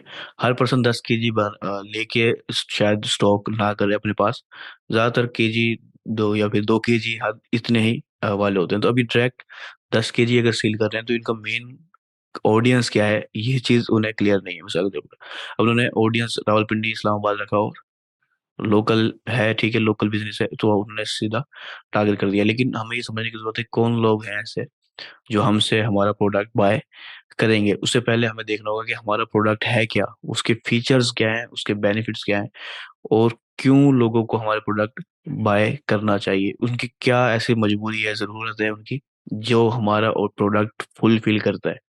अगर आप नीड्स को समझ जाते हैं कस्टमर्स की, तो आप अपने प्रोडक्ट को इजीली सेल सेल कर पाएंगे। आखिर आपके प्रोडक्ट की क्यों ज़रूरत है आपके कस्टमर को। जैसे आपके पास 10 kg ऑरेंजेस कौन लेना चाहेगा, अभी आप अंदाज लगाएं थोड़ा सा पहले कि आखिर कौन लोग हैं जो 10 kg एक साथ बाय करेगा। हो सकता है वो खुद कोई शॉपकीपर हो सकता है जो वो खुद सेल करने वाले हैं मिसाल के तौर पर, वो ही इस तरह की इतनी बड़ी अमाउंट में एक ही दफा में ले सकते हैं। या फिर ऐसा हो सकता है कि आपकी प्रोडक्ट में कोई ऐसी अहम तरीन खासियत हो जो लोग बाय करना चाहें, फिर तो शायद हो सकता है कि वो आप 10 kg लेके एक ही दफा में स्टॉक कर लें। ठीक है, यहाँ पर मैं आपको एक अच्छी बेहतरीन स्ट्रेटजी और एग्जांपल देता हूँ। इंडिया की एक कंपनी है डी मार्ट। अगर आप सर्च करेंगे तो बहुत बड़ी चेन है, जैसे पाकिस्तान के अंदर शायद इम्तियाज मॉल है, उससे उसी तर्ज की एक बहुत बड़ी चेन है इंडिया के अंदर, जिसे डी मार्ट कहते हैं शायद। तो उनकी एक छोटी सी स्ट्रेटजी है। स्ट्रेटजी क्या है उनकी, कि वो हमेशा अपने शहर से थोड़ा सा फासले में, यानी कि मेन शहर से थोड़ा सा फासले में अपना स्टोर बनाते हैं। ठीक है, तो अब उनकी क्या स्ट्रेटजी है, उन्होंने डिस्काउंट्स वगैरह लगाए और लोगों को अपने स्टोर में लेके आ रहे हैं। तो फासले में होने की वजह से वो उनकी स्ट्रेटजी क्या है कि जब लोग एक चीज जहां पर मिलती है वो फासले में है ना, तो जब वहां पर लोग आएंगे तो एक ही दफा काफी बड़ी तादाद में प्रोडक्ट बाय करके जाएंगे, ताकि वो हर रोज नहीं आ सकते वहां पर क्योंकि फासला है वहां पर। तो एक ही दफा सारे प्रोडक्ट लेके काफी बड़ी तादाद में लेके जाएंगे और स्टॉक कर लेंगे। ठीक है, तो इसकी वजह से उन्होंने खुद जानबूझ के, कुछ लोग जगहें ढूंढते हैं शहर के अंदर, उन्होंने जानबूझ के दूर रख दिया ताकि जब लोग आए तो अच्छे से पूरे हफ्ते का राशन खरीद के चले जाएं। ठीक है, तो इस स्ट्रेटजी आपको समझने की जरूरत है, आपका असल में प्रोडक्ट की बिजनेस है क्या, और वो कौन सी ऐसी नीड है जो लोगों की पूरी करता है, ताकि वो आपसे आपका प्रोडक्ट बाय करें। वैसे इसे हम यूएसपी भी कहते हैं, जिसे हम यूनिक सेलिंग पॉइंट कहा जाता है, कि आपके प्रोडक्ट के अंदर या आपके बिजनेस में कौन सा ऐसा यूनिक सेलिंग पॉइंट है जो आपके किसी कंपटीटर में नहीं है, सिर्फ आपके पास है। वो यूनिक सेलिंग पॉइंट आपने अपने कैंपेन्स के अंदर वाजे करना होता है, ताकि लोगों को पता चल सके आखिर क्यों उन्हें आपका प्रोडक्ट बाय करना है। तो अगर आपको खुद को अपने प्रोडक्ट का, अपने बिजनेस का नहीं पता, तो आपको काफी ज्यादा मुश्किल होगी उसे जो है ना मार्केट करने में। मैं अक्सर अपने क्लाइंट को कहता हूँ कि मैं उस वक्त तक आपकी प्रोडक्ट की, सर्विस की मार्केटिंग नहीं करूंगा जब तक कि मैं आपके प्रोडक्ट को आपसे बेहतर ना जानता हूँ। ठीक है, तो ये चीज़ बड़ी अहमियत है, जो अगर आपका खुद का प्रोडक्ट है तो आपके प्रोडक्ट को आपसे बेहतर कोई ना जानता हो। ठीक है, अगर कोई मार्केटर है तो बेहतर है कि वो आपके प्रोडक्ट को आपसे बेहतर जान जाए। जब वो जान जाएगा तो ही वो अच्छे अंदाज में मार्केटिंग कर पाएगा। आपको नहीं पता अगर आपके प्रोडक्ट की फीचर्स क्या है, यूनिक सेलिंग पॉइंट क्या है, तो आप नहीं जान सकते कि उससे आपके बेनिफिट्स क्या मिलेंगे। जब आपको बेनिफिट्स नहीं पता तो आपको नहीं पता कि आपकी असल में कौन लोग हैं, कौन सी ऐसी ऑडियंस है जो आपका वो बेनिफिट हासिल करना चाहती है, तो वो आपको प्रोडक्ट बाय करेगी।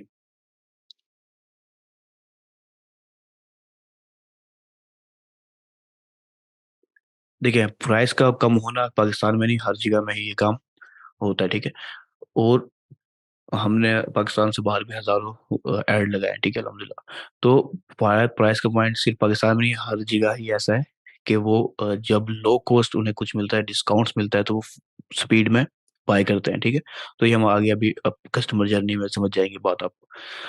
तो पॉइंट ये है कि सख्त पर किसी ने कहा कि ऑरेंजेस वो बाय करेगा जिसको विटामिन सी की कमी है। अक्सर लोगों को पता ही नहीं ऑरेंजेस विटामिन सी के लिए होते हैं। ठीक है, तो कुछ लोग डिफरेंट अंदाज में बाय करते हैं। बात यहाँ पर एक दो ऑरेंज सेल करने की नहीं हो रही, 10 kg ऑरेंज सेल करने की हो रही है। ठीक है, तो वो थोड़ा सा डिफरेंट अंदाज की ऑडियंस होगी। हाँ, आपको अगर चाहिए कि अगर आप ऑनलाइन सेल कर रहे हैं तो आप बकायदा, मैं कहूँगा आपको, सजेस्ट करूंगा कि आप खुद मुकम्मल ब्रांडिंग कर ले और कुछ छोटे पैकेज भी बनाए। ठीक है, 10 kg टैग के बजाय 1-1 kg वाले भी बना सकते हैं आप, 2 kg वाले भी बना सकते हैं। ठीक है, तो फिर आपकी ऑडियंस थोड़ी एक्सटेंड हो जाएगी। ठीक है, ये जो आपका 10 kg बेच रहे हैं ये ज्यादातर B2B मतलब प्रोडक्ट की कैटेगरी में आ जाएगा, कि आप बिजनेस है और कोई दूसरा बिजनेस वाला आपसे बाय कर ले। ठीक है, तो बहरहाल यहाँ पर आपने समझने की जरूरत है कि आपकी ऑडियंस असल में क्या है, और ये काफी ज्यादा मुश्किल से समझ में आएगी आपको बात। खासतौर पे आप सिर्फ लोकल सेल कर रहे हैं इसके अंदर आपके पास लिमिटेशन है ऑडियंस की भी।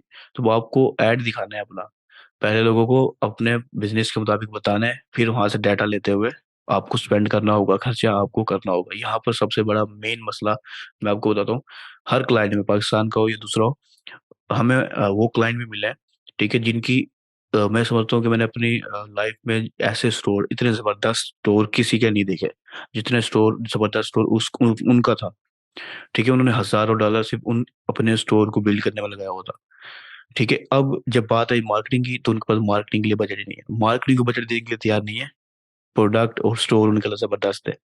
आपका प्रोडक्ट स्टोर जितना चाहे अच्छा हो, उसमें आपने जितना चाहे पैसे खर्च किया हो, लेकिन अगर आप मार्केटिंग में खर्च नहीं कर रहे, लोगों तक आपका प्रोडक्ट जा ही नहीं रहा, तो कोई भी परचेज नहीं करने वाला।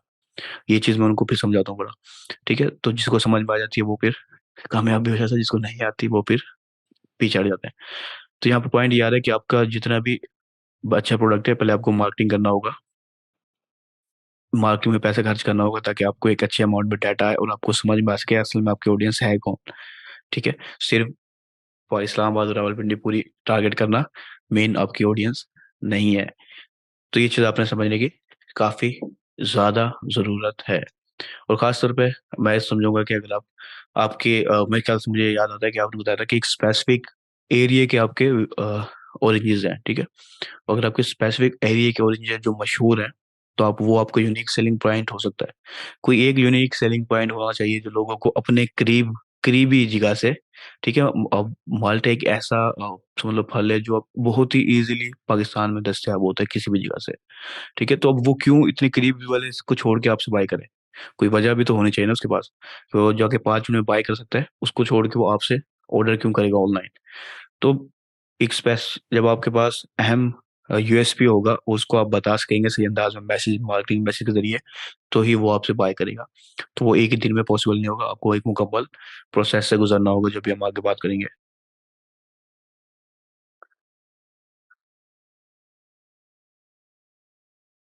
ठीक है, हर बिजनेस के लिए मुख्तलिफ परसेंटेज है। अब आपको यहाँ पर जो मेन चीज समझ में नहीं आती है अक्सर लोगों को, वो ये है कि आपको अपने कस्टमर का लाइफ टाइम वैल्यू समझ में नहीं आता।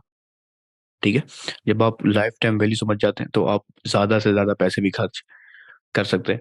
लेकिन यहाँ पर मसला आता है, मिसाल के तौर पर एक पर्सन ने, इनसे 7 बंदों ने ऑरेंजेस बाय करे, तो हो सकता है उन्हें वो ऑरेंजेस पसंद आए, वो नेक्स्ट टाइम भी दोबारा आपसे बाय करे। वो एक लंबे अरसे तक अगर आपसे बाय करता रहता है, तो वो उसकी लाइफ टाइम वैल्यू है। वो लाइफ टाइम वैल्यू अगर वो समझ पाता है, तो फिर वो पैसे खर्च करने में नहीं घबराएगा। और एक स्टार्टअप बिजनेस के लिए मार्केटिंग के ऊपर ज्यादा खर्च करना पड़ता है उसे, बाकी चीजों की नहीं बात। क्योंकि वो बिल्कुल स्टार्टअप होता है, उसको ऑडियंस चाहिए, ज्यादा से ज्यादा लोग उसके प्रोडक्ट को, उसके बिजनेस को जानने वाले हों, पहली चीज। फिर वो सेल कर पाएगा, बाद की चीजें बाद में जाएंगी। अगर आपको जानते ही नहीं है कोई आपके बिजनेस को, तो कोई भी परचेज यस नहीं करेगा आपसे। बहरहाल, यहाँ पर हम अपने ऑडियंस की तरफ आते हैं, थोड़ा सा डिटेल में देख लेते हैं कि अब आपने सबसे पहली चीज तो देखना है आपका प्रोडक्ट या बिजनेस क्या है। आप, जाहिर सी बात है, अगर आपका खुद का है तो आपको ये अच्छे से अंदाजा होना चाहिए, आपको अच्छे से पता होना चाहिए। जब आपको अपने प्रोडक्ट के फीचर्स और बेनिफिट्स अगर आपको पता है, किसी और क्लाइंट के लिए कर रहे हैं आप, तो फीचर्स को आप बेनिफिट में कन्वर्ट कर सकते हैं। ठीक है, उस बेनिफिट्स को लेते हुए आप सोच सकते हैं कि ये कौन सी ऐसी जरूरत को पूरी करता है लोगों की। जब आप उस जरूरत को समझ जाएंगे, तो आप लोगों को भी समझ जाएंगे कि वो किन लोगों को उसकी जरूरत होती है। ठीक है, अब मैं नीचे थोड़ा सा नीचे की तरफ आता हूँ। तो हम ऑडियंस को 3 सेगमेंट में इसमें डिवाइड कर रहे हैं। एक है डेमोग्राफिक, दूसरा इंटरेस्ट, और तीसरा बिहेवियर। ये 3 तरह के जो है ना, आप अंदाजा लगा सकते हैं, इससे ज्यादा भी हो सकते हैं, लेकिन 3 मेजर है, ऑलमोस्ट सारी ऑडियंस इसमें कवर हो जाती है। डेमोग्राफिक्स क्या है आपकी ऑडियंस की, इंटरेस्ट क्या है, और बिहेवियर्स क्या है। अगर आपको ये पता है, तो आप काफी हद तक करीब है। प्लस अगर आपको नीड्स पता है, तो आप काफी बेहतरीन अंदाज में एक अच्छी ऑडियंस मिल जाएगी आपको। और उस ऑडियंस को लेते हुए आप एक अच्छा मार्केटिंग मैसेज बना पाएंगे, जो आप मार्केट करेंगे और आपको एक अच्छा रिजल्ट मिलेगा। अब यहाँ पर पॉइंट आ रहा है, वो कौन लोग हैं, उनकी एज क्या होगी। पहली पॉइंट पहला पॉइंट कि वो उनका एज क्या होगी जो आपका प्रोडक्ट बाय करेंगे। और ये काफी हद तक आसान होता है अंदाजा लगाना। ठीक है, यानी कि अगर आप अंदाजा में लगाएं, तो आप इसको एज और जेंडर को आगे ऐसे ही लेके जा सकते हैं। लेकिन कुछ प्रोडक्ट होते हैं जो एज स्पेसिफिक होते हैं। मिसाल के तौर पर रियल एस्टेट पे हम आ जाते हैं, कि कोई भी रियल एस्टेट की प्रॉपर्टी कोई 18 साल का या उससे कम का कोई पर्सन बाय कर सकता है? नहीं किया कर सकता वो, ऑलमोस्ट नहीं कर सकता। हो सकता है कोई एक पर्सन जो उस इस उम्र में एक अच्छी अमाउंट उसके पास बाय करने के लिए, लेकिन उसको समझ नहीं होगी कि वो रियल एस्टेट को, प्रॉपर्टी को बाय करे। तो इसी तरह से मिसाल के तौर पर हम अगर मिसाल के तौर पर कभी टारगेट करते हैं, तो हमेशा बड़ी एज के लोगों को टारगेट करते हैं रियल एस्टेट के अंदर। ठीक है, बड़ी एज समझाती नहीं 50 साल, लेकिन कम से कम थोड़ी सी मेच्योरिटी वाली उम्र होनी चाहिए। मिसाल के तौर पर 25 साल से प्लस, 30 साल से प्लस कभी कभार। तो हमें देखना है कि हमारा जो प्रोडक्ट या बिजनेस है, वो कौन लोग उसे बाय करेंगे, उनकी एज क्या होगी। ठीक है, प्लस उसके बाद हम देखेंगे उसकी जेंडर जेंडर क्या होगी। कुछ प्रोडक्ट होते हैं जो जेंडर स्पेसिफिक होते हैं, सिर्फ मेल उसको बाय करेंगे। कुछ प्रोडक्ट होंगे जो सिर्फ फीमेल बाय करेंगे। तो अब हम बाकियों में पैसे लगा के खर्च करके फजूल जाया क्यों करें अपना। ठीक है, तो आपको पता होना चाहिए एज क्या है आपकी, जेंडर क्या है। खास तौर पे जब आपका बजट लिमिटेड हो, तो ये चीजें आपको काफी हद तक पता होनी चाहिए कि एज और जेंडर, ये दो काफी अहम अहम और सिंपल सी चीजें हैं, जो आपको पता हो तो बेस्ट हो जाता है। अच्छा, यहाँ पर एज और जेंडर आप अगर थोड़ा सा यानी कि इनको जनरल रख के आपने चला दिया ऐड, तो भी आपको कुछ ही टाइम दिनों के बाद आपको पता चल जाएगा कि ज्यादातर क्लिक किस एज ग्रुप से आ रहे हैं, किस जेंडर से आ रहे हैं। नेक्स्ट टाइम आपके लिए वो काफी ज्यादा फायदेमंद होगा कि आप उस ग्रुप को, उस एड ग्रुप को, जो है ना, सॉरी, उस एज को आप एक्सक्लूड कर सकते हैं अपनी नेक्स्ट कैंपेन में, और आपके पैसे फजूल जाया होने वाले बच जाएंगे। ठीक है, एज पता हो आपको, जेंडर आपको पता हो, प्लस हाउस होल्ड इनकम।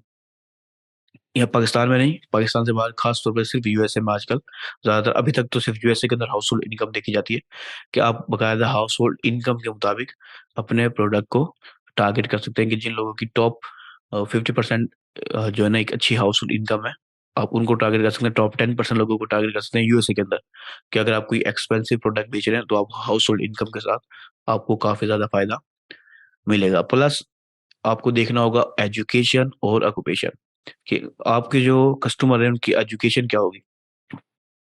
हो सकता है आप कोई ऐसा प्रोडक्ट बेच रहे हो जिसमें एजुकेशन आपके लिए बेस्ट हो, तो आप वो यहाँ पर लिखेंगे कि ये एजुकेशन होगी। प्लस कुछ प्लेटफॉर्म है, खासतौर पे फेसबुक के ऊपर, आप बाकायदा एजुकेशन भी सिलेक्ट कर सकते हैं डेमोग्राफिक के अंदर, कि उनकी जो है ना एजुकेशन क्या होगी। स्कूल लेवल होगी, हाई स्कूल लेवल होगी, यूनिवर्सिटी लेवल होगी, ग्रेजुएट लेवल होगी। मुख्तलिफ टाइप की आपको एजुकेशन मिल सकती है। प्लस ऑक्यूपेशन भी आप टारगेट कर सकते हैं फेसबुक के ऊपर भी, और कुछ और प्लेटफॉर्म्स के ऊपर भी। ठीक है, आपको अगर पता हो कि एक स्पेसिफिक लोग बाय करेंगे, तो वो आप उनको टारगेट कर लें। कुछ प्रोडक्ट होते हैं खासतौर पे B2B, और अगर लिंक्डइन की एडवर्टाइजिंग पे या मार्केटिंग की बात करें, तो वहाँ ज्यादातर जो है ना जॉब टाइटल के बेस पर ही टारगेटिंग हो रही होती है। तो वो ये डिपेंड करता है कि आपका बिजनेस या आपका प्रोडक्ट क्या है, उसके मुताबिक आपने डेमोग्राफिक चेक करनी है अच्छे से। Age, gender, household income, education या ऑक्यूपेशन, प्लस लोकेशन। टारगेटिंग जो लोकेशन है आपकी, वो चीज भी आपने जहन में रखनी है। ये हम इसी चीज को हम दोबारा से, समझ लो, अपनी पेड एडवर्टाइजिंग में बार बार दोहराएंगे हर प्लेटफॉर्म के लिए, कि हमने ऑडियंस टारगेटिंग कैसे करनी होती है, ऑडियंस रिसर्च कैसे करनी होती है। लेकिन यहाँ पर मैं काफी अहम अहम और मोटी बातें बता रहा हूँ जो आपके लिए फायदेमंद होगी। तो लोकेशन आपको पता हो कि आपकी टारगेटिंग एग्जैक्ट लोकेशन है क्या। ठीक है, कुछ स्मॉल बिजनेस होते हैं, और या ये समझ लो लोकल बिजनेस होते हैं, उनकी टारगेटिंग लोकेशन काफी स्पेसिफिक होती है। और कुछ जो है ना ऑल ओवर पाकिस्तान है, सकते पर ये ऑल ओवर वर्ल्ड है, वर्ल्ड वाइड है। तो आपको लोकेशन, आपको एग्जैक्ट पता हो कि आपने मार्केटिंग जो कर रहे हैं, आपकी लोकेशन असल में मेन प्राइमरी लोकेशन क्या है, टारगेट लोकेशन क्या है। फिर आप वाइड की तरफ भी जा सकते हैं। तो डेमोग्राफी में एटलीस्ट ये पांच चीजें हैं, टोटल 5 चीजें एटलीस्ट आपको पता हो। अगर आप यूएसए में नहीं करे तो आप इसको छोड़ सकते हैं। और अगर आपको कुछ प्रोडक्ट ऐसा है कि आपको एजुकेशन और ऑक्यूपेशन समझ में नहीं आ रही, तो आप फिलहाल के लिए छोड़ सकते हैं। आगे आपको जो डाटा मिलेगा वो आपके लिए काफी फायदेमंद होगा। प्लस इंटरेस्ट में आ जाए आप, कि आपको अपनी ऑडियंस का इंटरेस्ट पता हो कि वो कौन लोग होंगे जो किस चीज में इंटरेस्ट रखते होंगे, जो हमारे प्रोडक्ट को बाय करेंगे। ठीक है, मिसाल के तौर पर ऑरेंजेस में हम आए, तो हो सकते हैं वो लोग फूडी टाइप के बंदे हो जो खाना पसंद करते हो सकता है वो लोग जो है ना हेल्थ कॉन्शियस हो, जो हेल्थ से रिलेटेड चीजें पसंद करते हो। ठीक है, वो कोई और चीजें भी हो सकती है। इनका इंटरेस्ट आपने जानने की कोशिश करनी है, कि अगर असल में उनका इंटरेस्ट किस चीज में होगा जो हमारे प्रोडक्ट बाय करेगा।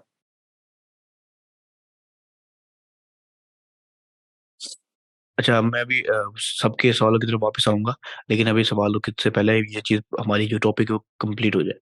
ठीक है, तो यहाँ पर हम इंटरेस्ट के ऊपर बात कर रहे थे कि इंटरेस्ट हर प्लेटफॉर्म के ऊपर आपको डिफरेंट इंटरेस्ट मिलेगा, लेकिन आपने प्लेटफॉर्म की बुनियाद पर इंटरेस्ट नहीं रखना, आपने अपने बिजनेस की बुनियाद पर इंटरेस्ट को ढूंढना है कि आपके बिजनेस के मुताबिक इंटरेस्ट क्या है।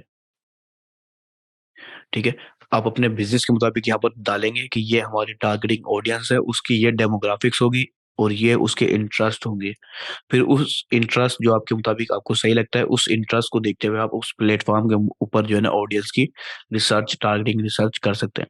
तो ये इंटरेस्ट किसी प्लेटफॉर्म की बुनियाद पर ना नहीं करना आपने, आपने अपने बिजनेस या प्रोडक्ट की बुनियाद पर करना है। उसके बाद आप बिहेवियर देखेंगे कि आप उनका बिहेवियर किस टाइप का है। बिहेवियर के अंदर मुख्तलिफ टाइप के बिहेवियर आपको मुख्तलिफ प्लेटफॉर्म दे रहे होते हैं। ठीक है, कुछ प्लेटफॉर्म आपको इंटरेक्शन का बिहेवियर दे रहा होता है, तो कुछ प्लेटफॉर्म आपको काफी डिटेल में, यहाँ तक कि परचेजिंग का बिहेवियर भी दे रहा होता है, आपके हॉबीज बता रहा होता है। ठीक है, आपको यहाँ तक कि फेसबुक आपको बता रहा होता है कि आप ज्यादातर अक्सर गिफ्ट देना पसंद करते हैं, ये बिहेवियर में उसने लिखा हुआ होता है। परचेजिंग के बिहेवियर में उसने ये चीज लिखी हुई होती है। आप हाई क्वालिटी की गुड्स बाय करना पसंद करते हैं, ये भी उसने परचेजिंग के बिहेवियर में डाला हुआ है। और फेसबुक में काफी सारे बिहेवियर मिलते हैं, इस तरह से मुख्तलिफ प्लेटफॉर्म में आपको मुख्तलिफ बिहेवियर मिलते हैं। लेकिन आपने प्लेटफॉर्म से स्पेसिफिक नहीं रहना, आपने यहाँ पर, अभी हम जनरल ऑडियंस को समझने की कोशिश कर रहे हैं, तो अब वहां पर अपने इंटरेस्ट को अलग करना है, बिहेवियर्स को अलग करना है जो आपके मुताबिक आपके बिजनेस के लिए बेस्ट है। अगर आपके पास कोई डाटा नहीं है तो आपने खुद अपने मुताबिक जहन में सोचना है, अच्छे से सोचना है, सिर्फ अंदाजा नहीं लगाना है।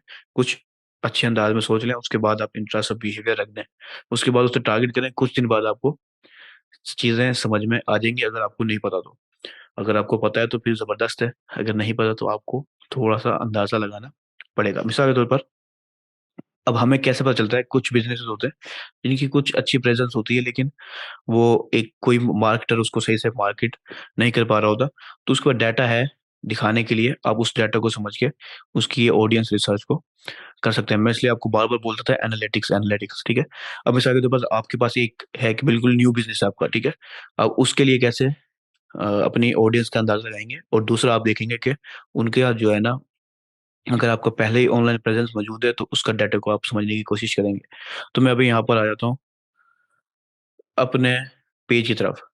ठीक है, मेरा पेज काफी ज्यादा डाउन की तरफ जा रहा है, मैं यहाँ पर अपने साइड में ऑडियंस में आ जाता हूँ। अच्छा, अब यहाँ पर इस वक्त ऑडियंस आपको सामने शो हो रही है। ठीक है, अब ये वो डाटा है जिससे मैं अंदाजा लगाऊंगा कि मैंने, मेरी मेरी जो ऑडियंस है उसकी एज ग्रुप क्या है, उसका जेंडर क्या है, और मुख्य चीजें हैं।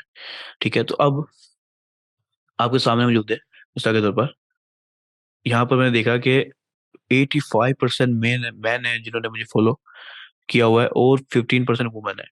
अब देखें, बताएं, अगर मुझे, मेरा बजट थोड़ा सा स्पेसिफिक है, ठीक है, ज्यादा बड़ा बजट नहीं है मुझे किसी चीज में ऐड लगाने में, मिसाल के तौर पर किसी बिजनेस, अपने बिजनेस के लिए, तो मैं क्या करूंगा, मैं कोशिश करूंगा कि सिर्फ मैन को दिखाऊं पहले। ठीक है, मेरा 15% बजट जो है ना, जो वो मेरे पे लगेगा, वो जाया ना जाए।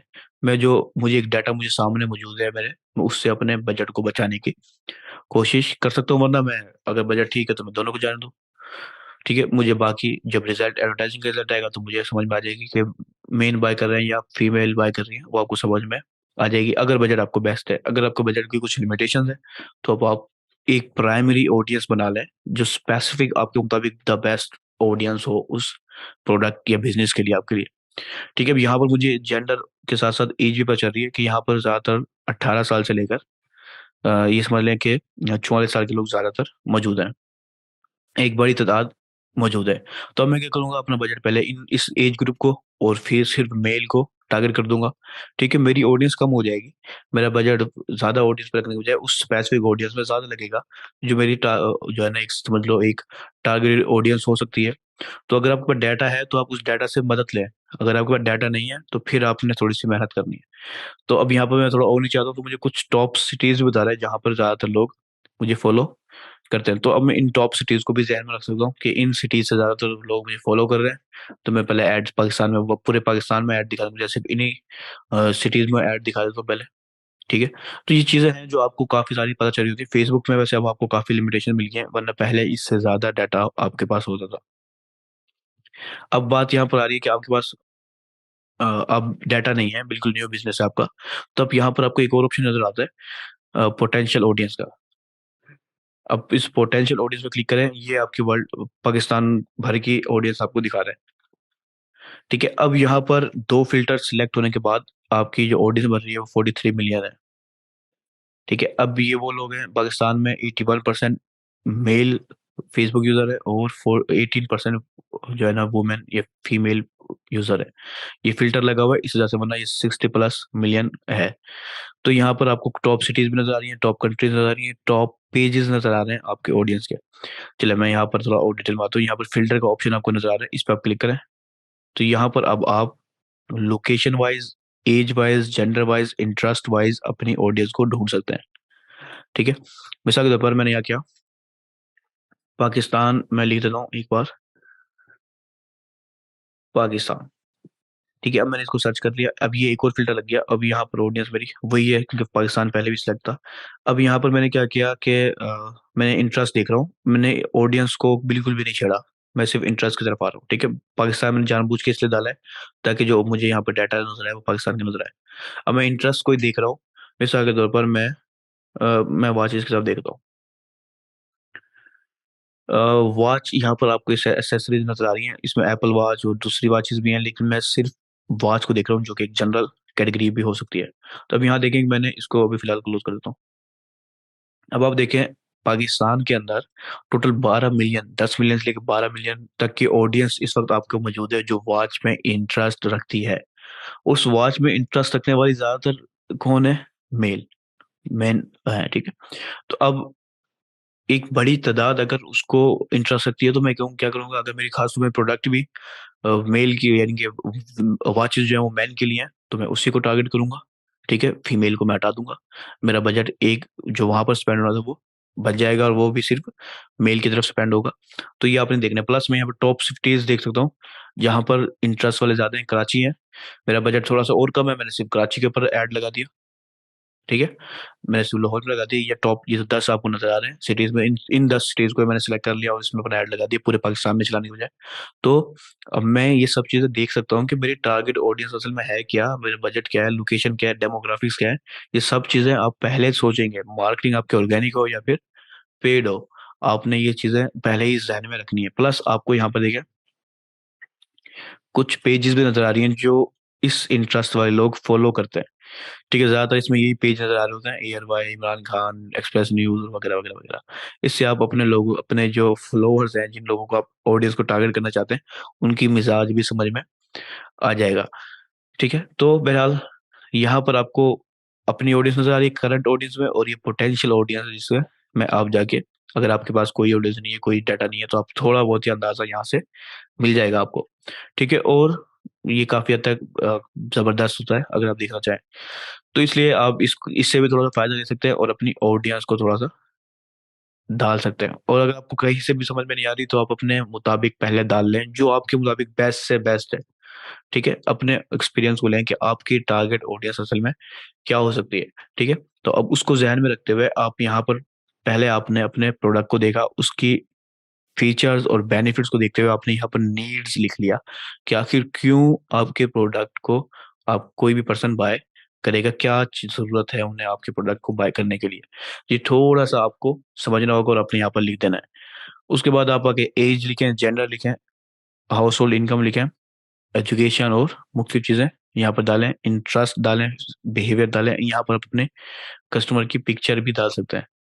ठीक है, और इस ऑडियंस को आप नाम भी दे सकते हैं जो आपके लिए टारगेटिंग के वक्त आपको ध्यान में रहेगा कि ये स्पेसिफिक ऑडियंस है, इसको मैंने टारगेट करना है। इसको आप फेसबुक के अंदर तो ऑडियंस को सेव भी बकायदा कर सकते हैं आप। ठीक है, जो आपके लिए वन क्लिक में आप इजीली पूरी ऑडियंस को सिलेक्ट कर लेंगे। अच्छा, यहाँ पर ध्यान में रखें कि जब आप टारगेट ऑडियंस कर रहे होंगे ना, तो एक आपकी प्राइमरी ऑडियंस होगी जिसको आप सबसे पहले टारगेट करेंगे, और वो सबसे अहम तरीन आपकी ऑडियंस हो सकती है। ठीक है, उसके बाद आप सेकेंडरी ऑडियंस में थोड़ा सा जनरल ऑडियंस को डाल सकते हैं। अब यहाँ पर प्राइमरी से मुराद, मिसाल के तौर पर मैंने आपको कहा कि मैं वॉच सेल कर रहा हूँ मेन मेन के लिए। ठीक है, तो मेरी प्राइमरी ऑडियंस में सिर्फ मेल को मैं रखूंगा, फीमेल को नहीं रखूंगा। सेकेंडरी ऑडियंस में बनाऊंगा तो मैं सेकेंडरी ऑडियंस में फीमेल को भी डाल दूंगा। ठीक है, हो सकता है कि कोई जो फीमेल है वो अपने किसी भाई के लिए या किसी और रिश्तेदार के लिए बाय कर रही हो। तो इसलिए टारगेट ऑडियंस में आपकी एक प्राइमरी ऑडियंस होगी। ठीक है, जो आपने हर हाल में टारगेट करनी है, जो मेन आपको लगती है बेस्ट ऑडियंस है, और एक आपकी सेकेंडरी ऑडियंस होगी। लेकिन ये दोनों ऑडियंस उस वक्त बनाएंगे आप जब आपको आपका बजट पता होगा कि आपने असल में स्पेंड कितना करना है। तो उस बजट के मुताबिक आप सिर्फ प्राइमरी ऑडियंस को भी अपना सारा बजट लगा सकते हैं, या फिर आप दोनों में डिवाइड भी कर सकते हैं। तो आप यहाँ पर आए, अपना नीड्स को समझें और ये सारा डाटा लिखें, उसके बाद कोई नाम दे दें, लाजमी दे दें, बहुत ही फायदेमंद चीज़ है आपको याद दिहाने के लिए। ये सब चीज़ कंप्लीट कर लें, यानी कि आपकी टारगेट ऑडियंस काफ़ी हद तक कंप्लीट है ऐड लगाने के लिए।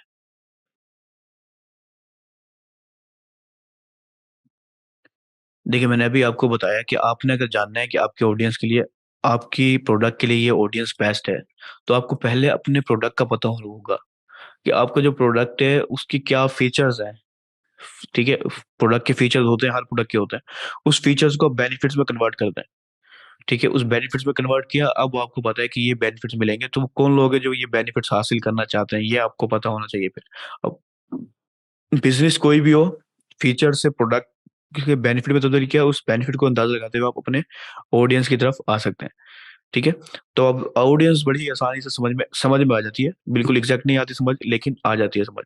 उस अंदाजे से आप ये सारी चीजें डिसाइड करते हैं, और प्रोडक्ट से आप आसानी से अंदाजा लगा सकते हैं, उससे रिलेटेड आपको इंटरेस्ट भी मिल जाएंगे और डिफरेंट चीजें भी मिल जाएंगी। प्लस हम और ज्यादा डीपली पेड एडवर्टाइजिंग के सेक्शन में हम बहुत ज्यादा डिटेल में हर प्लेटफॉर्म के हिसाब से ऑडियंस रिसर्च करेंगे इंशाल्लाह।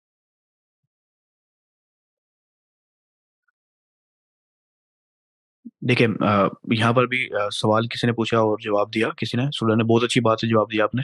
लेकिन आप खुद समझे कि आप प्रोडक्ट को नहीं समझ पा रहे अभी तक। आप 10 केजी का प्रोडक्ट बेच रहे हैं। अब मैं अब अगर अपने अंदाज से बताऊं आपको, तो कोई भी एक नॉर्मल पर्सन एक ही दफा में 10 केजी जो है ना माल्टे बाय करके नहीं रखता। उसकी वजह आप खुद जानते हैं कि उसकी एक एक्सपायरी डेट होती है, वो चंद महीनों के बाद जो है ना खराब हो जाना स्टार्ट हो जाते हैं, मिसाल के तौर पर।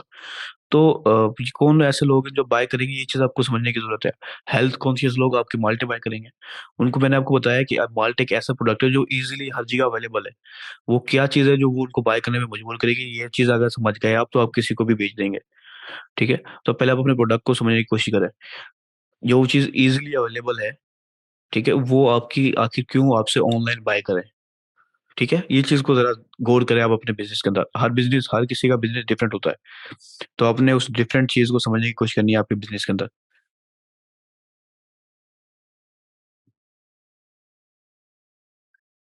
ठीक है, लोग गिफ्ट करते हैं, ठीक है, बहुत अच्छी चीज बताई आपने। और गिफ्ट किए जाते हैं कि एक स्पेसिफिक एरिया की जो स्पेशल स्पेशल चीज है वो बहुत ज्यादा मशहूर है, वो लोग अपने जो है ना फ्रेंड्स एंड फैमिली को शेयर करते हैं। तो अब आपको यहाँ पर मिल रहा है ऑप्शन। क्या फेसबुक पे आपको ऑप्शन मिल रहा है, मैंने अभी आपको बताया कि कौन जो लोग ऑफन गिफ्ट बाय करना चाहते हैं मिसाल के तौर पर। लेकिन अब यहाँ पर आपके साथ क्या लिमिटेशन है, आप एक लिमिटेड एरिया को बेच रहे हैं। ठीक है, अब आपने फिर यानी कि इसका मतलब ये है कि आप त्योहारों को फोकस करें, जब कोई स्पेशल ओकेजन हो जहाँ पर लोग गिफ्ट देते हैं, आप उस ऑडियंस के हिसाब से आप जो है ना टारगेट करें। या फिर आप खुद उनको ये चीज बताएं कि आप गिफ्ट कर सकते हैं बहुत ही अलग तो क्वालिटी के माल्ट हैं। तो ये चीज आप जब भी बता पाएंगे जब आपको खुद अपने बिजनेस के, अपने प्रोडक्ट के बारे में पता होगा, उसकी यूनिक पॉइंट पता होगा, जो आप वाजे करेंगे अपने कस्टमर के सामने, और उनको बताएंगे कि ये आपको जरूरत है, फिर वो बाय करेगा आपसे। ठीक है, आप समझें कि क्या चीज जरूरी है, वो क्यों बाय करेगा आपको प्रोडक्ट, उस चीज को आप और ज्यादा उभारें, उसको उसके सामने लेके आए, फिर वो आपसे बाय कर लेगा। फिर बेशक आप वो प्रोडक्ट बहुत ही ज्यादा नॉर्मल है, वो कहीं से भी बाय कर सकता है, लेकिन वो फिर भी आपसे बाय करेगा क्योंकि वो आपकी चीज से कन्वेंस हो चुका होगा। ठीक है, तो ये चीज आप ध्यान रखें। प्लस ऑडियंस का जो मैं नेम बोल रहा हूँ ना, ये नेम कुछ भी हो सकता है। यहाँ पर नेम से मुराद ऑडियंस का, मिसाल के तौर पर मैंने एक जो है ना प्रोडक्ट था जिसमें मेल सारी जेंडर थी, तो आपने क्या नाम रख दिया, मिसाल के तौर पर यहाँ पर आपने नाम रख दिया कोई भी नाम रख दिया, इमरान रख दिया, अली रख दिया, या इससे थोड़ा सा मिलता जुलता रख दिया। प्लस कभी कभार हम क्या करते हैं कि जब एज और gender, sorry gender male female दोनों दरमियान में हो, तो हम न्यूट्रल नाम रख देते हैं। ये सिर्फ नाम ऑडियंस का नाम को पहचानने के लिए, जैसे ही वो नाम मेरे ध्यान में आएगा मुझे पता चल जाएगा ये स्पेसिफिक लोगों का ग्रुप है, जो उसका इंटरेस्ट ये है, उसका बिहेवियर ये है, उसके डेमोग्राफिक्स ये है, उस एक नाम से मुझे पूरी ऑडियंस समझ आ जाएगी। तो बस इस नाम का मेन मकसद ये होता है कि आप अपनी पूरी ऑडियंस को एक ही नाम से समझ जाएं। ठीक है, तो अपनी मर्जी का आप कोई भी नाम यहाँ पर रख सकते हैं। तो ये सारा डाटा आपके लिए ज़रूरी है कि आपने फिल कर लें डेमोग्राफिक्स, एज, जेंडर, अपने अपने बिजनेस के लिहाज से। जो भी बिजनेस आपने अभी तक 1 महीने में अपना पेजेस बनाया मुख्तलिफ सोशल मीडिया के ऊपर, उस बिजनेस को ध्यान में रखते हुए आपने ये सारा फिल करना है। और मैं यकीनन इसकी एक मुकम्मल सबकी असाइनमेंट बनाऊंगा और वो आपको 2 जनवरी तक लाजमी सबमिट करवानी होगी। अच्छा, तो यहाँ पर हमारा एक और पॉइंट अल्हम्दुलिल्लाह कवर हो गया। तो अब हम जो है ना आखिरी पॉइंट की तरफ आते हैं। वो है हमारा कस्टमर जर्नी, या हम उसे कस्टमर मैपिंग भी कहते हैं। कि कस्टमर की जर्नी क्या होगी आपसे बाय करने के लिए प्रोडक्ट। और ये मुख्तलिफ जर्नीज हो सकती हैं। कुछ प्रोडक्ट शॉर्ट जर्नी प्रोडक्ट होते हैं जो आप इजीली एक कोल्ड ऑडियंस को भी भेज देते हैं।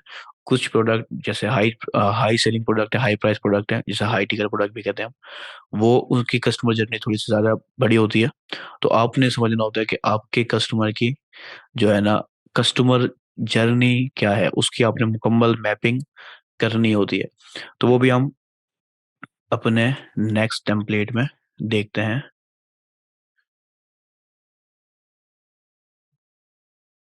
ओके, ये रहा हमारा कस्टमर जर्नी। तो यहाँ पर आपको मैं 5 कस्टमर जर्नी बताने वाला हूँ जो बहुत ही ज़्यादा आम है और तकरीबन हर बिजनेस को ही कवर कर लेती है।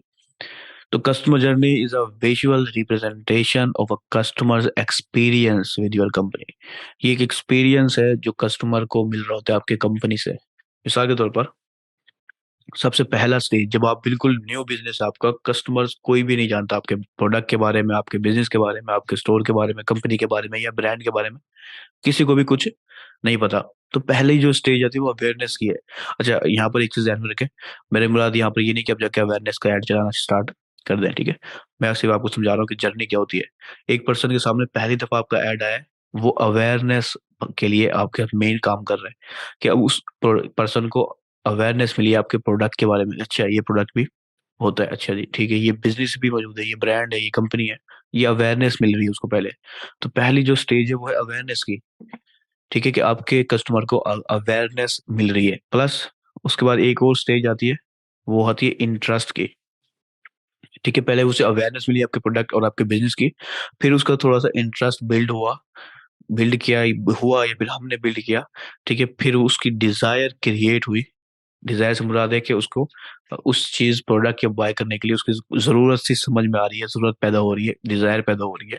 ठीक है, उसके बाद वो उसकी नेक्स्ट स्टेज आएगा परचेज का, ये कन्वर्जन का, कि उसने आपका प्रोडक्ट बाय किया फिर।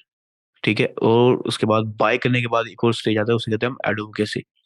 यानी कि उसका एक्सपीरियंस इतना अच्छा है परचेज करने के बाद कि वो लोगों को भी बता रहे हैं, वो रिव्यू दे रहा है, वो माउथ टू माउथ मार्केटिंग कर रहा है। ठीक है, तो ये सारी जो जर्नी है इसको हमने स्ट्रक्चर करना होता है अपने बिजनेस के मुताबिक, कि हमारा जो कस्टमर है उसकी पहली जर्नी कहाँ से स्टार्ट होगी। हो सकता है कि डायरेक्ट वो यहाँ से स्टार्ट हो सकता है डायरेक्ट वो डिजायर से स्टार्ट हो। ठीक है, लेकिन ये स्टेज पहली है कि पहले मोस्टली कस्टमर आपके बिजनेस, आपके प्रोडक्ट से अवेयर होते हैं, अवेयरनेस होती है उनको। उसके बाद उनका इंटरेस्ट बिल्ड होता है। अच्छा, यहाँ पर एक चीज मैं बताता हूँ कि गूगल जो है वो सर्च एड है, ठीक है, सर्च एडवर्टाइजिंग है। कि लोग सर्च कर रहे होते हैं, एक टॉपिक से रिलेटेड उसे ऐड नजर आ रहा होता है। जो फेसबुक ऐड है या फिर जो टीवी के ऊपर ऐड आता है उसे हम कहते हैं इंटरप्शन ऐड। यानी कि अभी आपको अपने अपनी काम की कोई चीज स्क्रॉल कर रहे हैं, कोई भी कंटेंट कंज्यूम कर रहे हैं, और अचानक से आपको एड शो हो गया। ठीक है, इसे क्या गया इंटरप्शन ऐड। कि अब अचानक से ऐड शो हुआ, अब आप वो ऐड देखना नहीं चाहते थे लेकिन आपको वो ऐड शो हो गया, तो अब वो ऐड चंद सेकंड के अंदर या तो अटेंशन ले जाएगा या अटेंशन गायब हो जाएगी उसकी, यानी कि वो स्क्रॉल कर देगा। तो इस इंटरप्शन के अंदर मेन जो मकसद है वो अवेयरनेस है कि ठीक है उसने हटा भी दिया, स्किप कर दिया, लेकिन वो कम से कम आपके प्रोडक्ट और आपके बिजनेस से अवेयर हो गया। ठीक है, ये बिजनेस है वो मौजूद है। ठीक है, इसकी मेन मिसाल जो मैंने आपको बताई कि एक कस्टमर के ना दिमाग में आप हर वक्त मौजूद रहते हैं, जब आप हर जगह आप ही का एड शो हो रहा होता है। और ये टॉप ऑफ द माइंड की बेहतरीन मिसाल है जो मैंने आपको अपने पिछले काफी लेसन में दी है। ठीक है, तो मेन जो जर्नी है वो है अवेयरनेस की। जब आप पहली दफा ऐड चला रहे हैं तो 1 लाख, सॉरी मिसाल के तौर पर आपने 10,000 पे खर्च किया और आपको रीच मिली कि 20,000 या 50,000 बंदों तक आपकी ऐड गया। तो 50,000 जो बंदे थे जो पहले आपको जानते नहीं थे लेकिन अब वो जानते हैं आपको, ठीक है, वो 1-2 दिन तक कम से कम उनको आपका ब्रांड याद रहेगा। अवेयरनेस क्रिएट करी आपने पहले, ठीक है। उस अवेयरनेस का मैसेज डिफरेंट हो सकता है। फिर आपने इंटरेस्ट बिल्ड करने के लिए ऐड चलाया हुआ है, इंटरेस्ट बिल्ड हो रहा है, फिर आप डिजायर पैदा कर रहे हैं, ठीक है।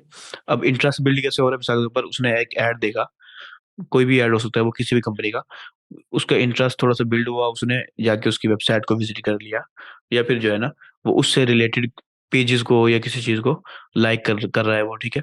अब उसके बाद हमने देखा कि अपने डिजायर क्या पैदा हुई कि वो बाय करना चाह रहा है उस तरह के किसी भी प्रोडक्ट को। अब आपके प्रोडक्ट से वो अवेयर है पहले ही, ठीक है, इंटरेस्ट भी है उसका। अब वो डिजायर भी पैदा हो गया, वो बाय करना चाह रहा है किसी भी वजह से। अच्छा, डिजायर ये बाय करने की जो है ना, दो वजहें होती है। एक होती है पेन से वो दूर जा रहा होता है किसी भी कदम से, प्लस या फिर किसी प्लेजर की तरफ वो बढ़ रहा होता है। पेन से दूर जा रहा होता है या प्लेजर की तरफ बढ़ रहा होता है, यानी कोई उसको तकलीफ होती है बेचारे को, जिससे वो पीछे हटना चाहता है, उससे दूर होना चाहता है, उससे बचना चाहता है, ठीक है। मिसाल के तौर पर आप वेट लॉस की चीजों को देख लें कि क्या है, उनको एक समझ लो प्रॉब्लम है मोटापे से, तो वो उससे दूर होके सेहत की तरफ जाना चाह रहे हैं, ठीक है। तो ये टुवर्ड्स जो पेन है ना, पेन से दूर होता है। कहीं पर कुछ चीजें होती हैं जहां पर वो प्लेजर की तरफ बढ़ रहे होते हैं, कि वो ठीक तो होते हैं लेकिन वो ज्यादा और ज्यादा बेहतर चीज चाह रहे होते हैं। तो डिजायर जो एक्शन है परचेज करने की, ये दो ही वजहें होती हैं। तो अब आपको उसको जो भी डिजायर पैदा हुई इसमें से, उसने क्लिक किया, आपके वेबसाइट पे पहुंच गया, अगर आप ऑनलाइन सेल कर रहे हैं या आपके लोकल स्टोर में आ गया वो, अब वो बाय करने की स्टेज पर है आखिरी, ठीक है। उसे पता चला जी आपने कोई ऑफर चलाई हुई है कन्वर्जन के लिए, उसने 50% ऑफ है, 25% ऑफ है, वो फटाफट उसने बाय कर लिया कि ठीक है जी ऑफ है, और बाय कर लिया। ये हमने अपने बताया था आपको। आगे हम मार्केटिंग के सेक्शन में, एडवर्टाइजिंग के सेक्शन में पढ़ेंगे क्रियोसिटी, क्यों क्रियोसिटी बिल्ड हुई कि उसने आज ही बाय करो 25% ऑफ, और वो उसका इंटरेस्ट था, डिजायर थी उसको, उसने फटाफट बाय कर लिया। और ये बहुत ज्यादा देखा जाता है कि सिर्फ छोटी छोटी सी चीजें, 5%, 10% तक की जो है ना डिस्काउंट ही आपको बाय करने के लिए काफी हो जाती है। लेकिन उस वक्त जब आप उस सारी जर्नी को समझ चुके होते हैं और वो कस्टमर उस जर्नी से गुजर चुका होता है, ठीक है, वो कन्वर्जन की स्टेज तक आ गया। अब कन्वर्जन के बाद उसको एक अच्छा सा एक्सपीरियंस मिल रहा है, जिसको वो आगे रिव्यूज की सूरत में या फिर माउथ टू माउथ मार्केटिंग की सूरत में डिलीवर कर रहा है, ठीक है। तो अब इसे हम एडवोकेसी कहते हैं। तो ये जो कंप्लीट मैंने 5 स्टेप आपको दिखाए, इससे ज्यादा भी हो सकते हैं और इससे कम भी हो सकते हैं, ठीक है। अब इस 5 स्टेप को हम कहते हैं मार्केटिंग फनल, कि हम पहले कस्टमर को अवेयरनेस से इंटरेस्ट, इंटरेस्ट से डिजायर की तरफ, डिजायर से परचेज की तरफ, उसके बाद हम खुद एडवोकेसी तक ले गए हैं, ठीक है। ये एक मुकम्मल फनल है जिससे हर कस्टमर गुजर के आ रहा होता है, ठीक है। तो ये चीज समझनी होती है कि आपको जब एड लगा रहे हैं, 5,000 खर्च किया आपने, बंद कर दिया, ठीक है, कोई फायदा नहीं हुआ आपको, लेकिन आगे फायदा होना था आपको, लेकिन आपने उसको जो है ना चांस को गवा दिया। इसकी मेन वजह क्या है कि आप ज़ाहिर सी बात है सेल नहीं हो रही, आपको आपको रिटर्न नहीं मिल रहा ठीक से, तो आप उस पर स्पेंड भी नहीं कर पा रहे। तो ये सब चीजें सही हो जाती है जब आप ये सारा कुछ पीछे तरतीब से करके आ चुके होते हैं, मेहनत करके आ चुके हैं। 1-2 दिन में, 1 मिनट में समझने की कहानी नहीं होती। अब मोस्टली मैं आपको बताता हूँ अपना एक्सपीरियंस, मोस्टली क्लाइंट जो हमारे पास आते हैं, हम उससे कहते हैं ठीक है आपका ये प्रोडक्ट है, ठीक है, तो आपकी टारगेट कंट्री क्या है, पहली चीज हम पूछते हैं एक बात है। अच्छा, उसके बाद हम पूछते हैं टारगेट ऑडियंस क्या है आपकी। वो तो फिर ये कहते हैं अक्सर लोग कि ये प्रोडक्ट है, इसकी हमारी ऑडियंस में सकते बस सिर्फ मेल्स है, हम सारे फीमेल्स को टारगेट टारगेट करना चाहते हैं, वो सारी हमारी ऑडियंस है। सारी आपकी ऑडियंस नहीं होती। तो आप अगर समझ जाए आपकी ऑडियंस क्या है, उसके बाद उसकी कस्टमर जर्नी समझ जाए, तो आपके लिए काफी आसान है। अच्छा, अब यहाँ पर मैं आपको दोबारा से रिपीट करता हूँ कि यहाँ पर अवेयरनेस से मुराद अवेयरनेस एड चलाना नहीं है, वो हर हर हाल में आपने नहीं चलाना। देखिए, मैं एडवर्टाइजिंग में भी हम आपको समझाएंगे, ठीक है, कि अवेयरनेस एड का मतलब ये नहीं कि आप अवेयरनेस ऐड चलाना शुरू कर दें। तो कस्टमर जर्नी में हम अक्सर जो है ना, अगर हमारे लो टिकट प्रोडक्ट है, सिंपली डायरेक्ट कन्वर्जन के लिए हम टारगेट कर रहे होते हैं, तो इस कन्वर्जन में जब हम टारगेट कर रहे होते हैं, तो ये सारे मकसद ऑटोमेटिक काफी हद तक जो है ना पूरे हो रहे होते हैं। कि जो लोग बाय कर रहे हैं, ठीक है, वो डायरेक्ट कन्वर्जन स्टेज में है, वो ऑलरेडी उनको डिजायर थी उस प्रोडक्ट को बाय करने की, उसने बाय कर लिया, ठीक है। और ये जो डिजायर जिनको थी और बाय करने के लिए तैयार थे, वो सिर्फ 1% से 3% होते हैं, ठीक है। बाकी 97% ऐसे लोग होते हैं जो या तो वो अवेयरनेस स्टेज पे होते हैं, या वो इंटरेस्ट स्टेज पे होते हैं, या फिर वो डिजायर स्टेज पे होते हैं। कन्वर्जन स्टेज पे सिर्फ 1 से 3% होते हैं जिनको आप सेल कर लेते हैं, ठीक है, और आप उसी में खुश हो जाते हैं। लेकिन आप अगर आप उन तीनों पीछे तीनों वालों को भी टारगेट करेंगे, तो आपको सेल ज्यादा होगी। तो अगर आपका प्रोडक्ट मिसाल के तौर पर $50, $100 से नीचे है, तो आप डायरेक्ट कन्वर्जन स्टार्ट कर दें। अगर आपका इससे ज्यादा हाई टिकट प्रोडक्ट है, तो आपको फिर एक मुकम्मल कस्टमर जर्नी बनानी चाहिए, ठीक है।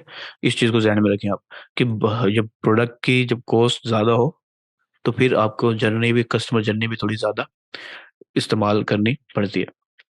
तो बहरहाल ये 5 स्टेजेस है जो मैंने आपको समझाने की कोशिश की है, ठीक है। तो अब यहाँ पर अगर आपको कोई सवाल नहीं आ रहा, ज़हन में समझ नहीं आ रहा, तो आप मुझसे पूछें।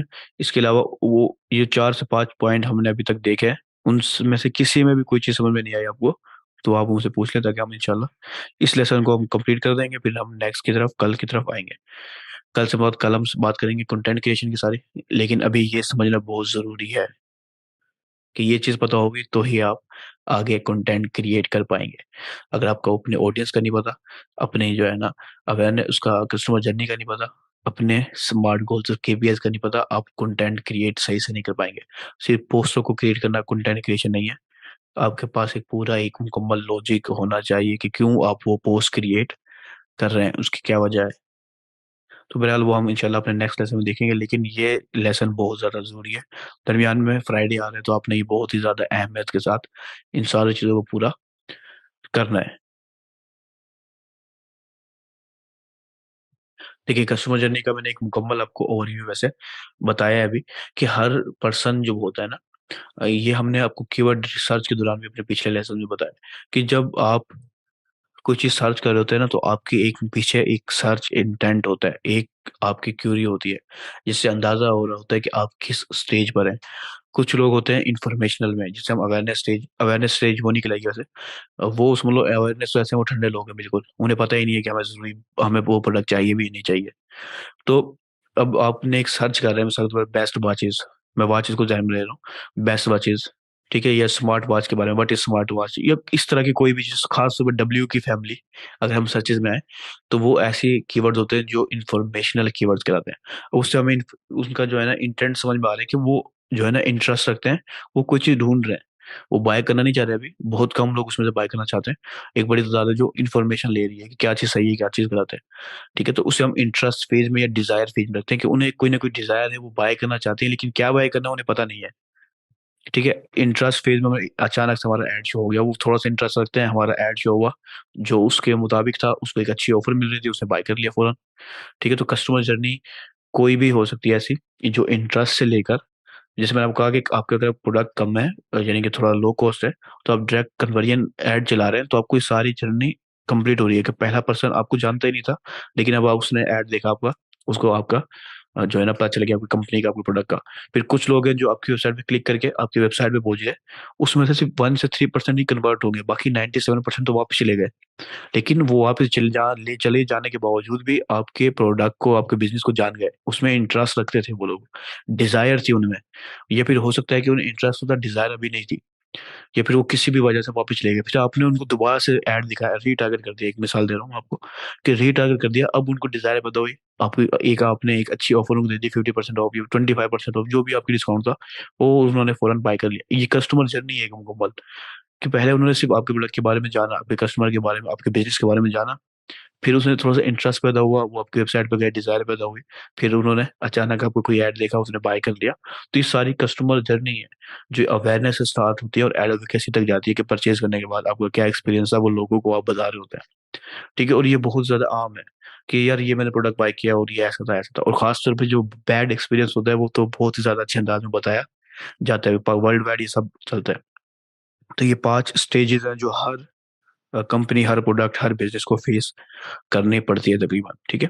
तो वो मैंने आपके सामने रखी है, लेकिन मैंने आपको भी बताया, मैं बार बार रिपीट करूंगा, अक्सर लोग क्या समझते हैं कि वो अवेयरनेस का एड चला देंगे तो वो टोटली वेस्ट है आपके लिए, स्मॉल बिजनेस के लिए जिसका बजट एक लिमिटेड है, अवेयरनेस है टोटली वेस्ट है, ठीक है। जब हम कन्वर्जन एड चला रहे होते हैं, वो हमें हमारा जो अवेयरनेस का ऑब्जेक्टिव है वो भी पूरा कर रही होती है, ठीक है। तो यहाँ पर अब आपने, वैसे आपको ये वीडियो भी मिल जाएगी इंशाल्लाह हफ्ते को, और ये सारे ऑब्जेक्टिव वाली फाइल या टेम्पलेट्स भी मिल जाएंगे, लेकिन उस वक्त तक आप ये चीज़ अच्छे से ध्यान में रखें कि आपको पता हो मार्केटिंग गोल क्या है, स्मार्ट गोल क्या है आपका, आपकी केपीआईज क्या है उस स्मार्ट गोल तक पहुंचने के लिए, आपकी टारगेट ऑडियंस कौन सी है, उसकी कस्टमर जर्नी क्या होगी आपका प्रोडक्ट बाय करने के लिए, ठीक है। मेन जिस बात से जोर देता हूँ मैं अब इस बात पर, आपका जो वो भी प्रोडक्ट है उसको बाय करने के लिए उसकी कस्टमर जर्नी क्या होगी। ठीक है, तो ये चीज जब आप समझ जाएंगे तो आपको काफी ज्यादा आसानी होगी। तो यहाँ पर हमारा कंप्लीट लेसन जो है ना, हमारा जो ये लेसन है आज का कंप्लीट हो गया अल्हम्दुलिल्लाह। तो मिलते हैं अपने नेक्स्ट लेसन में, तब तक के लिए अल्लाह हाफिज।